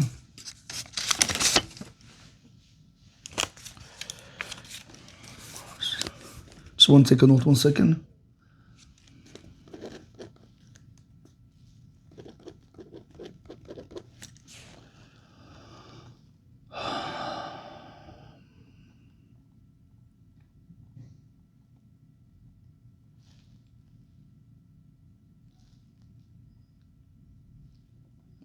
Okay. Just give me 1 second. Let me see this one. See this first.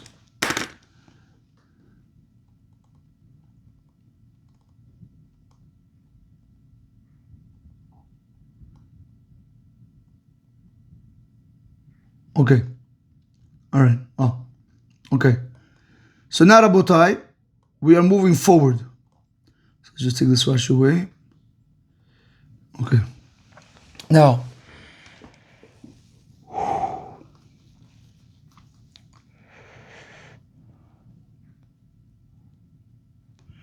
when it says in the verse Ve'omer, now the Gemara is going to continue. Let me just see something over here, Rabotai. The Gemara is going to say, now the Gemara is going to go bring a proof to why they're defining the pasuk the correct way, right? Because remember, Rabotai, we have over here the verse Al titchar b'miriim, al tikaneh be'osei avla, correct? Again, I can understand it. Do not fight with the Rishaim. Do not be envious of them. Meaning, do not start up with them, correct? Or I can learn it. Al titchar b'mirim, meaning do not blend in with their bad actions. So where is there a proof that it's like the second opinion? Who says that this person that's saying that, right? This guy who whispers to you saying that maybe the word titchar means titkotet. Maybe it really means to fight. Who says not? Maybe it really means to fight. Who said not? Why are you learning over here that it really means do not be like them? Why? So he said, I'll bring you proof. You know why? Let's see if you guys can be able to get this. Just bear with me. Because the answer because it says in the pasuk, Al yikaneh libecha bechatayim. Do not be envious in your heart with their sins. Ki im biyirat Hashem kol hayom. But rather you should only be concerned with the fear of God all day. Now that's a Mishlei, Rabotai. Let me see the Rashi over here. 1 second.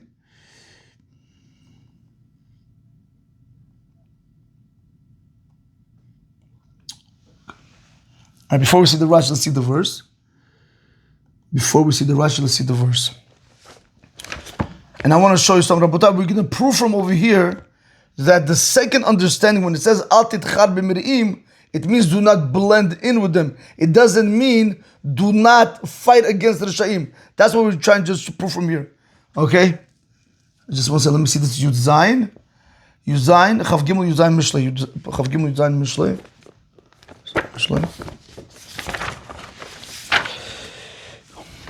Rabotai, if you guys are sitting through this long, kol hakavod. I don't know how long I'm in. Oh, that's for sure more than an hour. 1 second. Rabotai, you could sit like this for 10 hours, 8 hours. It doesn't make no difference. Once you start learning Torah, there's no end. There's just no end.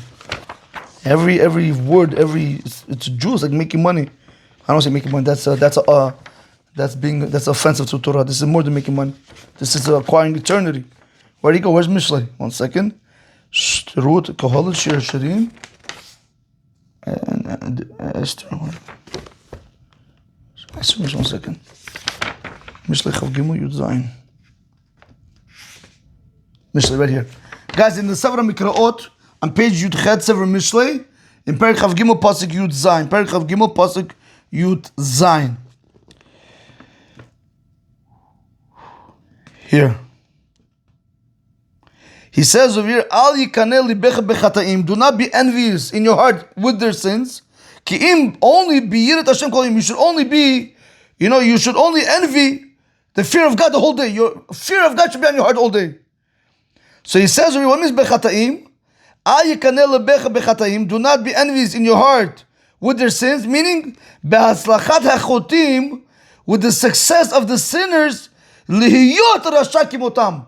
To be evil like them, because you see they're successful, you also want to be successful. Do not do that. Ki'im rak, he says only, asu kol hayom b'yirat Hashem. All day, Rabotai, be involved in fear of God. Now, Rabotai, this is the proper way to read it. So let me just go over here. I want to just show you something over here. So when it says over here, Al yikaneh lebecha bechata'im ki'im b'yirat Hashem kol hayom, right? It's telling over here, do not. Let me just get that one more time. Right. This means we Rabotai, you cannot right over here. But you guys get it, right? Al yikaneh doesn't mean over here, right? Again, I can say it's enemies, but you want to say do not, you don't want to be like them in your heart, like the sinners, to be successful like them. No, you only want to think in your heart all day about, you want to be with the fear of God all day. Now that's the real way to understand it. But now watch this, Rabotai. When you have this pasuk, you know the problem over here? If you look over here into Rashi is going to explain it very nicely. It's a problem over here, Rabotai. It has to be efshar. Okay, Rabotai, let me just show you something over here. You're probably not going to see it. But if you go to the Hagot Abach in Ot Gimel, I'm going to try. I'm honestly going to try.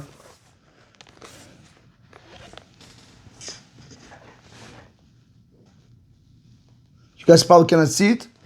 But right over in Ot Gimel, he says V'i Efshar. You can't say Efshar, you have to say V'i Efshar. It's impossible. All right, you'll see why.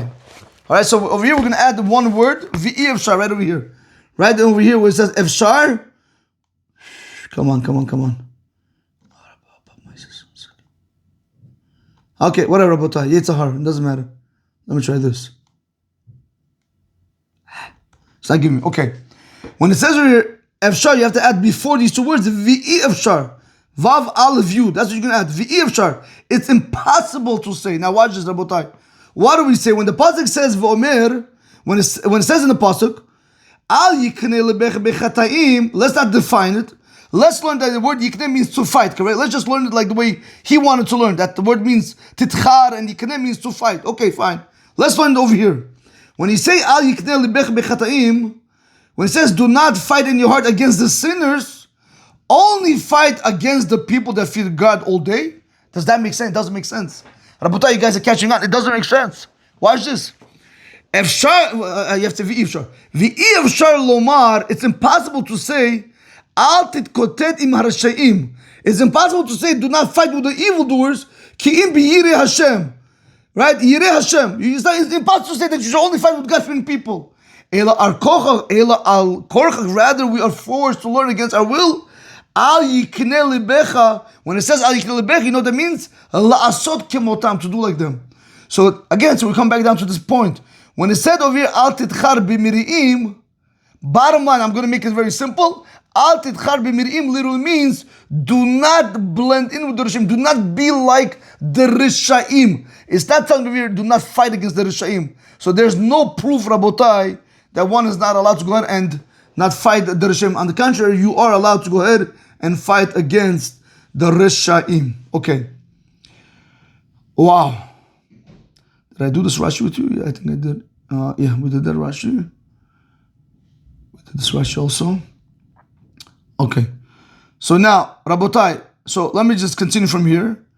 Now the Gemara is going to say, Ini, is that so? So right now, as of now, up to this point, we came in the Gemara that says clear, we just proved that one is allowed to fight against the Risha'im. The Gemara says, Ini, is that so? Are you really allowed to fight against the Risha'im? Now, Rabotai, we're getting into a little bit more of a deeper learning, but we're going to try to break it down. He says, Ini, is that so that you're allowed to fight against the Risha'im? But didn't Rabbi Yitzchak say, Im ra'it rasha, if you saw an evil person, she'asha'am mesacheket lo, that the hour is smiling on him, that he has a fortune, that the time is very fortunate for him. Mesachek literally means to laugh, it's laughing for him. But didn't Rabbi Yitzchak say, Imra it rasha she'asha'am mesacheket lo, that the hour is smiling upon him? Al titgareb, it clearly says, do not fight with him. Shenemar, like the pasuk says, Yachilu derachav b'chol et. Now, Rabotai, let's see this pasuk. Tehillim Perek Yud, pasuk Hey.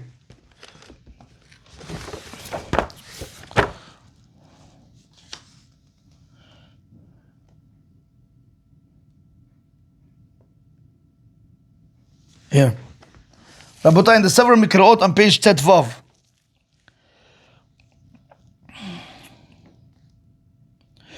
Yachilu derachav. What does it mean, Yachilu derachav over here? So the Mefarish wants to say, Yatzlichu derachav shel harasha. The ways of the evildoer, he's going to be successful. Bechol et, at every moment. Maro mishpotecha min nigdo. Your judgments are far beyond him. What does that mean? Maro mishpotecha min nigdo. What does that mean? Your judgments are far beyond him. Misulakim, they're removed. Umirochakim, they're at a distance.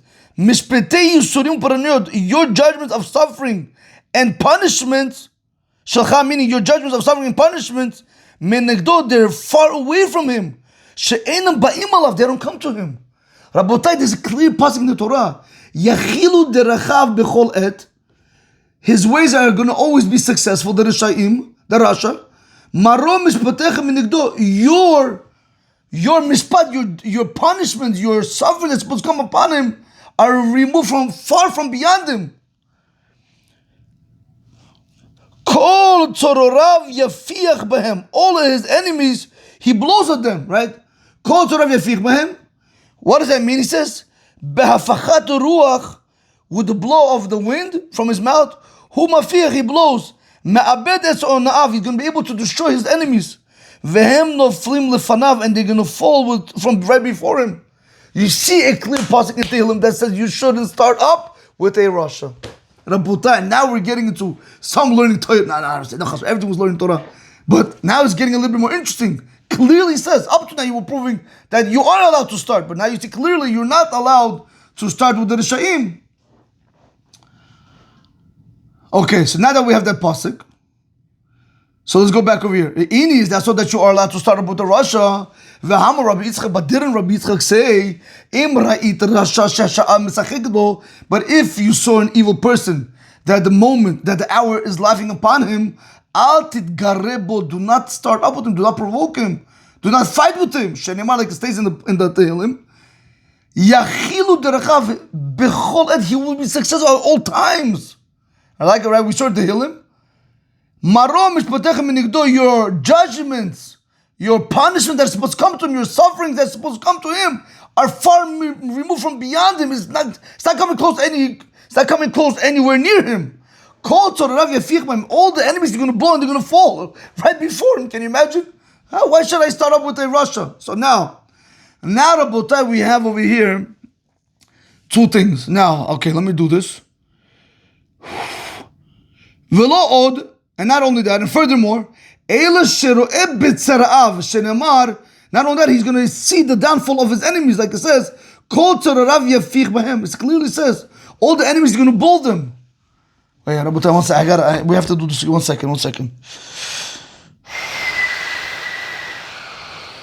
Okay. I think we're going to do this one second. That's what we saw over here. The same. Okay, fine. Let me see Rashi. Yeah, Rashi says, all right, here, Yachilu. What means Yachilu? Yaslichu. When we said over here in the pasuk, beautiful. Yachilu derechab bechol et. What means Yachilu? He says over here. Rashi says, Yaslichu, you'll be successful. V'chavero alken lo yachil tovo. When you ever see the word v'chavero, it says that next to it, meaning another. It's written in another place. Alken lo yachilu tovo. Let me see the Rashi over here.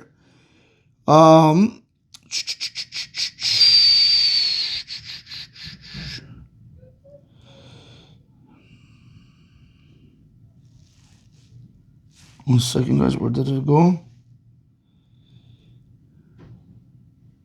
Right. She said, in Iyuv. It's broken down that, therefore, he said he's not going to be, all the goodness that he hasn't, he's not going to be prosperous. All that his success will not prosper. Rabotai, over here when it says, V'chavero, remember, Rabotai, I want to know, how do I know that the word Yechilu really means Slichu? So he said, V'chavero, something that is adjacent to the word Yechilu, something that's adjacent to it, like a friend, it's written in Iyov. In Iyov right here, Rabotai. Al ken lo yachil tovo. Therefore, he will not be prosperous. So we see the word over here. Yachil means yatzlichu. Okay? Marom mishpatechem min nigdo. What does that mean? That all your judgments, your punishments, and the sufferings are far from beyond, away from him. Misulakim dinecha berachot imenu. Your judgments are removed very far away from him. What does it mean? Yafich bahem. By blowing at them, he pushes them away like straw. So we clearly see over here that what? That a Rasha, you shouldn't start up with him, Rabotai. It could be times that he's successful. You clearly see. Okay. Alright, so we did that Rashi. Now. Okay. Rather, he also sees the downfall of his enemies. Like it says clearly that all his enemies, he's going to blow them. Like Rashi explained, that they're going to fall like straw.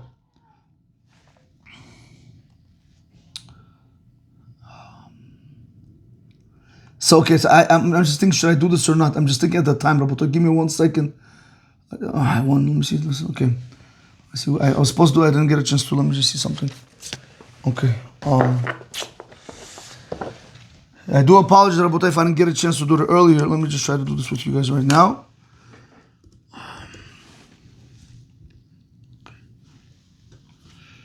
Let's try to do this.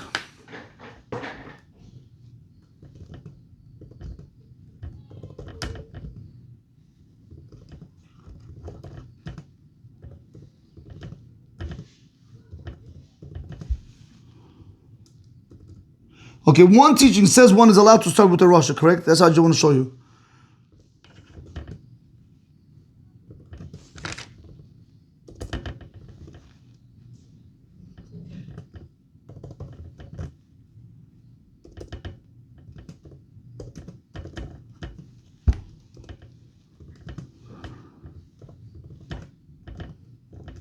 Okay. Okay, Rabotai, so we have like this. One teaching says one is allowed to start with the Rasha. One teaching says one is not allowed to start with the Rasha. So it's a clear contradiction in the Gemara, Rabotai. It's a clear contradiction. So the Gemara is going to say right now, the Gemara is going to say, Lo Kashi, it's not a difficulty. You ready for this, Rabotai? This is what I want to show you. This is what, by the way, what I did right over here. Okay. Now we're going to go ahead, we're going to give about 4 answers right over here, Rabotai. 4 answers. I just want to write it down so make sure that we're on the same page. Lo kasha, ha bimili didei, ha mi bimili dishamayim. Here we go. This, that it says that he's going to be successful if you're going to start up with him, that he's going to be successful if you're going to start up with him, that when it comes to your personal matters, ha bimili dishamayim, but if you're fighting with him with matters that pertain to Hashem, anything for God, you're going to win. So let's do this. Let's go back over here, Rabotai. One is allowed to start with the Rasha when, let's go number 1.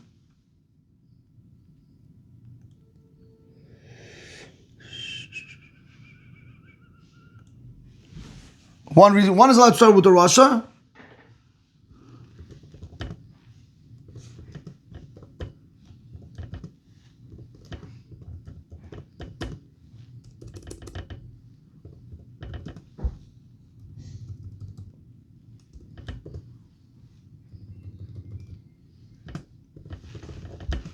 when it comes to Hashem's matters. This that it says one is not allowed to start with the Rasha.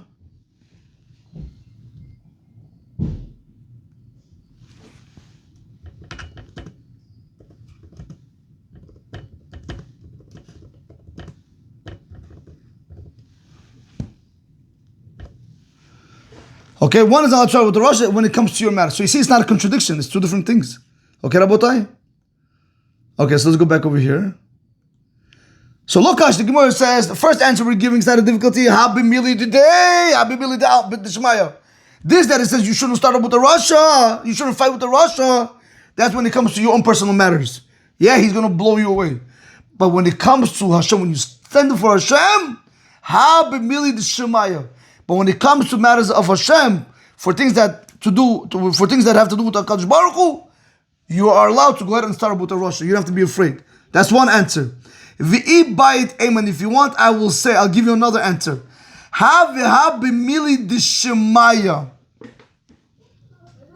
Really, I'll tell you, another answer, Rabotai. Really, I'll tell you,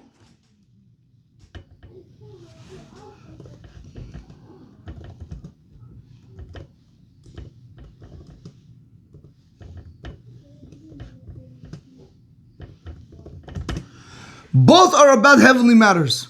When it says one is allowed to start with the Rasha, and when it says one is not allowed to start with the Rasha, it's speaking about heavenly matters only. How's that possible? So I'll tell you like this. And Lokash is not a difficulty. Lokash is not a difficulty. Why? Ha berasha sha'am mesacheket lo. Ha berasha she'en Hashem mesacheket lo. This that we're going to tell you over here, Rabotai, that he is successful, even though it's about matters of Hashem. But over there, the moment where the moment is smiling upon him, his fortune is good. But over here, when we say you're allowed to start with the Rasha, that's specific over there where the Sha'ah, where the moment, where the hour is not smiling upon him. Okay? So let's just do this, Rabotai. Let me just bring this in 1 second. Let me just take this in. It's a little bit hard to type like that. Okay, let's do this. Alright, that's much better. Okay, so one more time. So now that we said that these both things are going on, both are about the heavenly matters. So how are you gonna answer the question? No problem. When it says that one is allowed to start with the Rosh, is speaking about a real situation.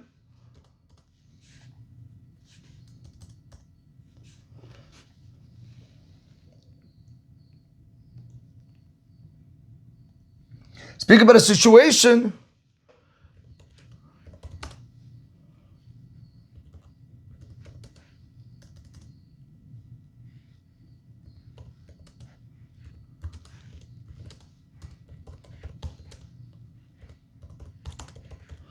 when the moment is not smiling upon him. Over here, Rabotai, when it says one is not allowed to start with the Rashi, you know why?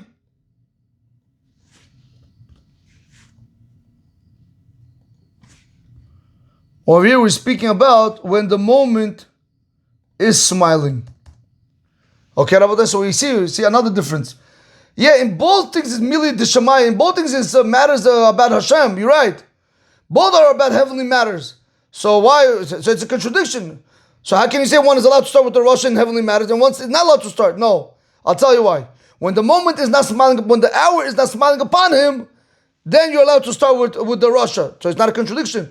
Over here, speak about when one is not allowed to start with the Rosh, when the hour is not smiling upon him, when his fortune is not good. Okay, Rabotai, let's continue. That's another answer. Continues the Gemara. The Gemara says, so let's do that one more time. If you want, I'll say, that both teachings, the one that says you're not allowed to start with the Rosh and the one that says you are allowed to start with the Rosh, both of them are speaking about personal, speaking about matters that pertain to Hashem. It's still not difficult. Why? The case where it says that you're not allowed to start with the Rasha is speaking about a time where the Rasha, his fortune is smiling upon him, the hour is smiling upon him. And this word that it says you are allowed to start with the Rasha, that's specifically where his fortune is not smiling upon him. Now, Rabotai, another piece. And if you want, I'll say like this. Rabotai, I can tell you that both of these teachings, the one that says that you shouldn't start with a Rasha, and the one that teaches you that you should start with a Rasha, you could start with the Rasha, both of these teachings are speaking about where the hour is smiling upon him, when the fortune, when he has a good fortune. Velokash is still not a difficulty. This that it says that you are allowed to start with him, even though the fortune is smiling upon him, that is because he's dealing with a complete tzaddik. That it says that you shouldn't start with the Rasha, even when the fortune is smiling upon him, that is by a tzaddik she'en gemur. That's not a complete tzaddik. Okay, Rabotai, let's see this over here. 1 second.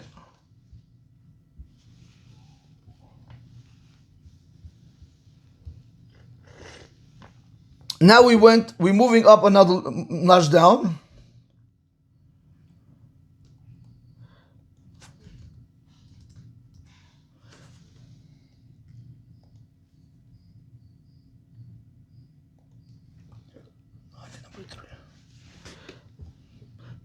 Okay, so now watch the Rabotai. Now we're going to say like this. Now we're saying that both of the teachings speak about when the moment is smiling upon him. When the moment is really smiling upon him. When the moment is smiling upon him, right? Or the hour when his fortune is good.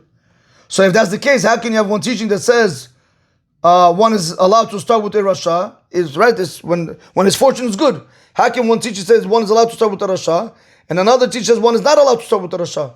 Not a problem. You know why? Very simple. Over here we're dealing with a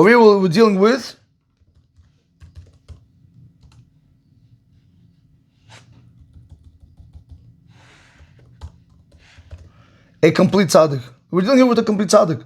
When you're dealing with a complete tzaddik, even though his fortune is smiling upon him, since he's a complete tzaddik, he's allowed to start with the Rasha.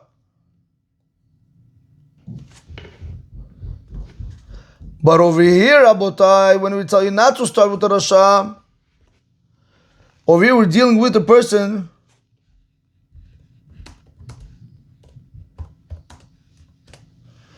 Over here, when it says one is not allowed to start with the Rasha, even though when the moment is still smiling upon him, even though his fortune is good, why can't you start him? Why can't you start up with him? Because the person that's starting up with him is not a complete tzaddik. So once again, Rabotai, we see they're not contradictory teachings. Because the one that says you're not allowed to start with the Rasha versus the one that says you're allowed to start up with the Rasha, and both of them are speaking about when his fortune is good, when the time is laughing at him, meaning when he's smiling down upon him, when he's able to destroy anyone. Nevertheless, when it comes to a tzaddik gomer, that teaching is telling you, since you're a tzaddik gomer, you're allowed to start with the Rasha. The other teaching that says you're not allowed to start with the Rasha because you're not a tzaddik gomer. So again, we see it's not contradictory. How do we know, Rabota? How do we know that a tzaddik gomer is allowed to start with the Rasha, and a tzaddik who's not a complete tzaddik is not allowed to start with the Rasha? The Amar Ravuna, because Ravuna said, "My dichtiv." What is it written in the verse when it says, "Lama tabid bogdim tachrish bebal'a Rasha tzaddik mimenu"? Okay, Rabota, let's see this verse. We have to see this verse inside. Okay, what's this? Chavakuk Aleph Yud Gimel. Chavakuk Aleph Yud Gimel.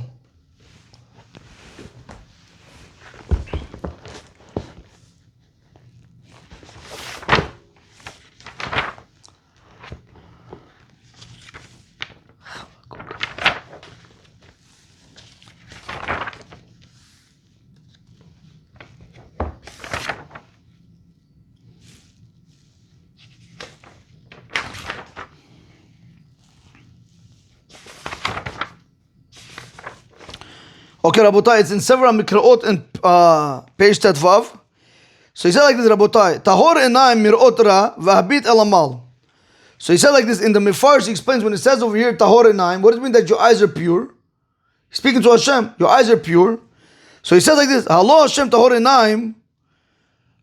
Halo Hashem, but Hashem isn't it true? Tahor enayim ata al lirot davar ra ulahabit el davar amal lo tuchal. He says, listen, isn't it true that your eyes are tahor? Atal lebalrod, in order for you not to see bad, ulahabit, and to look at something which is wrong, you're not able to look at. Amal, he says, what it means tahor enayim mirot ra v'habit el amal? Amal, he says, davar she'ein hagun. Over here, the word amal means something which is improper.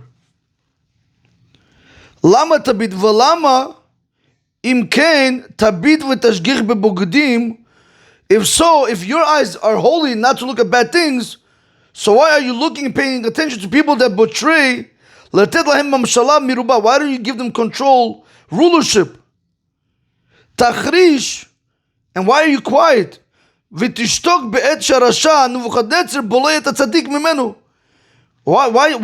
over here means bolei, Rabotai. Tachrish over here means why are you quiet? I'm going to explain, Rabotai. So what did he do, Rabotai? What did Nebuchadnezzar do to so he says, Shesima einei Tzidkiyahu melech Yehuda. Nebuchadnezzar, he blinded the eyes of Tzidkiyahu, the king of Yehuda. So basically, what is Chavakuk saying over here? He's saying Hashem like this. I don't say this. Hashem, tahor enayim mirot ra. Hashem, but your eyes are pure from seeing bad. Ve'habit el amal lo tuchal. You're not able to look at something which is wrong. Lama tabit, why are you looking begudim at the people that are sitting, at the people that are sinning? Tachrish, and you're silent. Bebal'a rasha tzadik mimenu, where you have a Rasha that swallows a tzaddik more than him.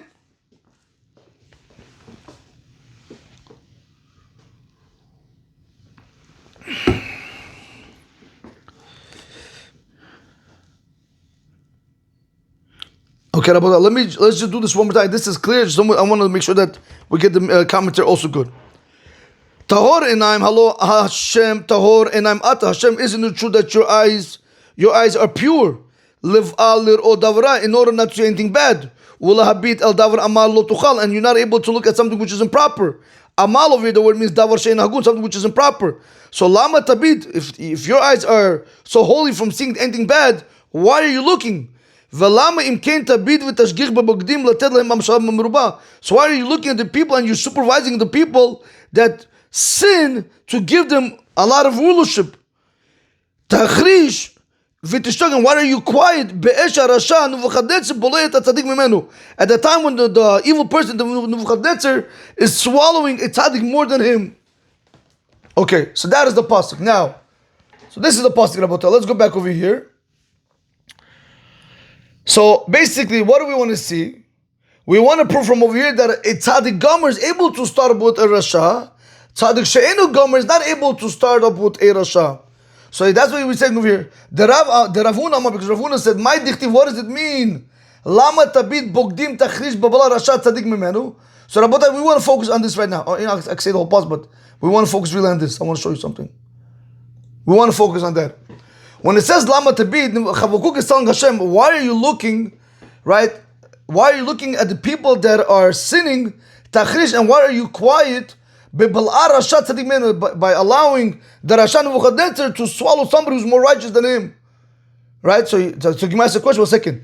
Vichi Rasha Bolei Tzaddik. Is it possible that a Rasha is able to swallow a Tzaddik? But is it written in the Torah? Hashem lo ye'azvenu biyado. It says clearly in the Torah that Hashem is not going to abandon you in His hand.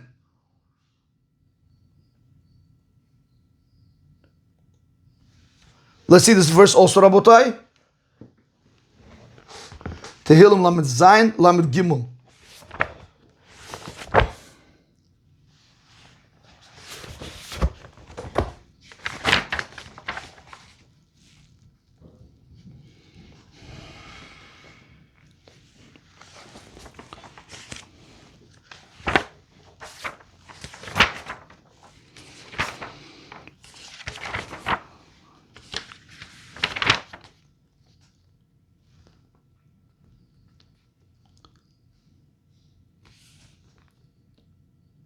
Here. Rabotai says like this. Hashem lo ya'azvenu. Right away when he says Hashem lo ya'azvenu, biyado.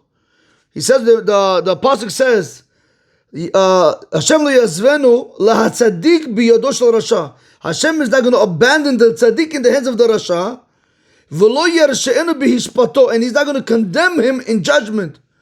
The commentary says bihishpato. Kasher ya'rasha nishpat im tzaddik bedavar ha'alila shesam alav. Whenever there's going to be a judgment, whenever there's going to be a case where the Rasha is going to be judged with the Tzaddik, right, because of false accusation, Lo yarshe'enu Hashem lahatzaddik. HaKadosh Baruch Hu is not going to condemn the Tzaddik. Ki yotzia le'or mishpato v'yotzeh zakai. He will bring his case into the light and he will come out innocent. So we see clearly, on a verse clearly says that HaKadosh Baruch Hu will never allow a Tzaddik be swallowed by a Rasha. Right, that's what he says. V'chi rasha bolei tzaddik. We'll go back one more time. Just let's do the pasukim. V'chi rasha bolei tzaddik. Is it true that a rasha can swallow a tzaddik? That cannot be the case. Why? V'aketi, but isn't it written? Hashem lo yasven biyado. Hashem is not going to allow the tzaddik to fall in the hands of the rasha. Uchtiv, and then it says, Lo yu'uneh letzaddik kol aven. Let's see this, Rabotai. Mishlei Yud Bet Chav Aleph. Rabotai, this is a meilus betor. What do you? This is it, Rabotai. Right? Just no. This is it. This is it. There's no shortcuts when it comes to learning Torah. No shortcuts whatsoever. You take shortcuts, you will fall somewhere else, Rabotai. Don't build a bridge on quicksand. Yud Bet Chav Aleph.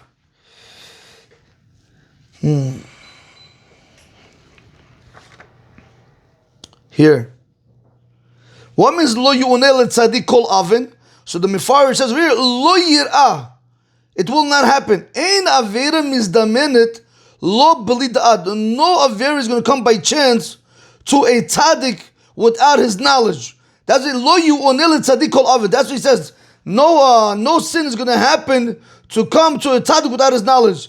Urishaim mal'u ra'ah. But Urishaim, he says, Avla Rishaim, the evildoers, nitmelu merah, they're full of evil. Ki avera goreret avera ad ein tachlit. Because a sin brings with it another sin until there's no end. They're full of sin. Okay, so let's see over here, Rabotai. Lo yoneh letzaddik kol aven u'rishaim mel'u ra'ah. Right, Hashem is not going to allow a tzaddik that he's not going to chance upon sin without his knowledge. U'rishaim mel'u ra'ah, and the rishaim, they're full of evil. Now, because avera goreret avera, one sin brings on another sin. So let's go back over here, Rabotai. Uchtiv lo yu'uneh letzadik kol avin. Ela, rather, what do you have to? So we see from here clearly that it cannot be that a rasha can swallow a tzaddik. So it must be that teacher was teaching us Ela tzaddik mimenu boleya. Rather, what is he saying? That Nebuchadnezzar was able to go ahead and swallow a tzaddik more than him, Rabotai. Tzaddik gamur ain't boleya, but a complete tzaddik, he's not able to swallow. And that's what we want to see, Rabotai. We see from over here, when we answered the case over here, right, when we said over here, when one is not allowed to start with a rasha, we said, because we're dealing over here with, right, even though we're speaking about over here when his fortune is smiling down upon him, but we said he's not allowed to start with the rasha. Why? Because he's not a complete tzaddik. And over here, oh no, 1 second, let's go back over here, let's go into the beginning. My bad, 1 second. When it says that one is allowed to start with the rasha, right, when we said that when the moment the fortune is smiling upon him, because he's a complete tzaddik, that's why he's allowed to start with the rasha. Complete tzaddik is allowed to start with the rasha. When one is not allowed to start with the rasha, even when his fortune is smiling upon him, we talk about who is not a complete tzaddik. And how do we know that? We know that from the Gemara right over here about that. Let's see this one more time. Let's go through it one more time. Here. If you want, I'll say like this. If you want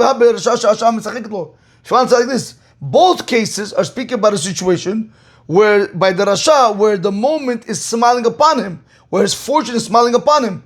V'lokash is not a difficulty. Again, if the fortune is smiling upon him, how can you have one teaching says you're not allowed to start with the rasha, and one teaching says you are allowed to start with the rasha? So he says not a difficulty. Ha b'tzadik gomer, the one that says you are allowed to start with the rasha is speaking about a complete tzaddik. Ha b'tzadik she'ein gomer, the one that says you shouldn't start up with the rasha is speaking about a situation where he's not a complete tzaddik. The Amar Ravuna, because Ravuna said, "My dichtiv." What does this mean? What's written in the verse? Lama tabid bogdim tachrish bebla rasha tzaddik mimenu v'chi rasha bolei tzaddik. Is it possible that a rasha is able to swallow tzaddik? V'hakiti, but isn't it written in the verse? Hashem lo ya'azvenu biyado uchtiv lo yu'uneh tzaddik kol avin. Ela, rather, what happened? How was Nebuchadnezzar? How was a rasha able to swallow a tzaddik? Ela tzaddik mimenu boleya. Rather, he's able to swallow. A rasha is able to swallow a person who's more righteous than him. Tzaddik gomer ain't a boleh, but a tzaddik gomer is not able to swallow. So we see from over here, Rabotai, from this one-liner, with the verses, with the proofs from the verses. Well, right here we see very clearly, tzaddik mimenu boleh. So therefore, if you have a rasha that the fortune is smiling down upon him, Rabotai, we have a problem. If the guy who's starting up with him is not a tzaddik gomer, he'll swallow him because that's clearly tzaddik mimenu boleh. If the rasha is dealing with somebody who's more righteous than the rasha, but he's not a complete tzaddik, the rasha will swallow him. That's what he shouldn't start. He shouldn't start fighting with the rasha. That's what it means. You shouldn't fight with the rasha. But a rasha to swallow a tzaddik gomer, that he's not going to be able to swallow because the tzaddik gomer will swallow the rasha. And that's why a tzaddik gomer is allowed to go ahead and start up with a rasha. Continue the Gemara, Rabotai. Wow. If you want, I'll give you another answer. Rabotai. Even when we're dealing with a tzaddik gomer, a rasha still can swallow him. So if you want, I'll tell like this. Sha'a misacheket lo shane. Whenever the hour is smiling upon him, it's different. Meaning, whenever the fortune is smiling upon the rasha, even a tzaddik gomer should not start, because unfortunately, if his mazal is good, you shouldn't start with him, and that is the fourth answer, Rabotai. So, up to now we were learning, right, where one is allowed to start, one is not allowed to start with the rasha. But even when he said over here, one is allowed to start with the rasha, even over here we're going to tell you that maybe the fact that it's sha'am misachekelo, because we're speaking about a situation where his fortune is smiling down upon him, even in this situation we can tell you that once you put me in that situation, it's shiny, it's different. When a rasha has a good fortune, even a complete tzaddik, he shouldn't start up with him. So that's another answer that he wants to give, that sha'am misacheket lo shani. As he says, v'i ba'it emin, if you want, I'll tell another answer where even the tzaddik gomer can be swallowed in. Sha'am misacheket lo shani. That's it. There's no rules. There's no rules. So when we had to say over there that how can you start with the fight? It cannot be the moment where the fortune is smiling down upon the Rosh. That cannot be. Because unfortunately, when it's a fortunate time for him, even a tzaddik gomer should not start with him.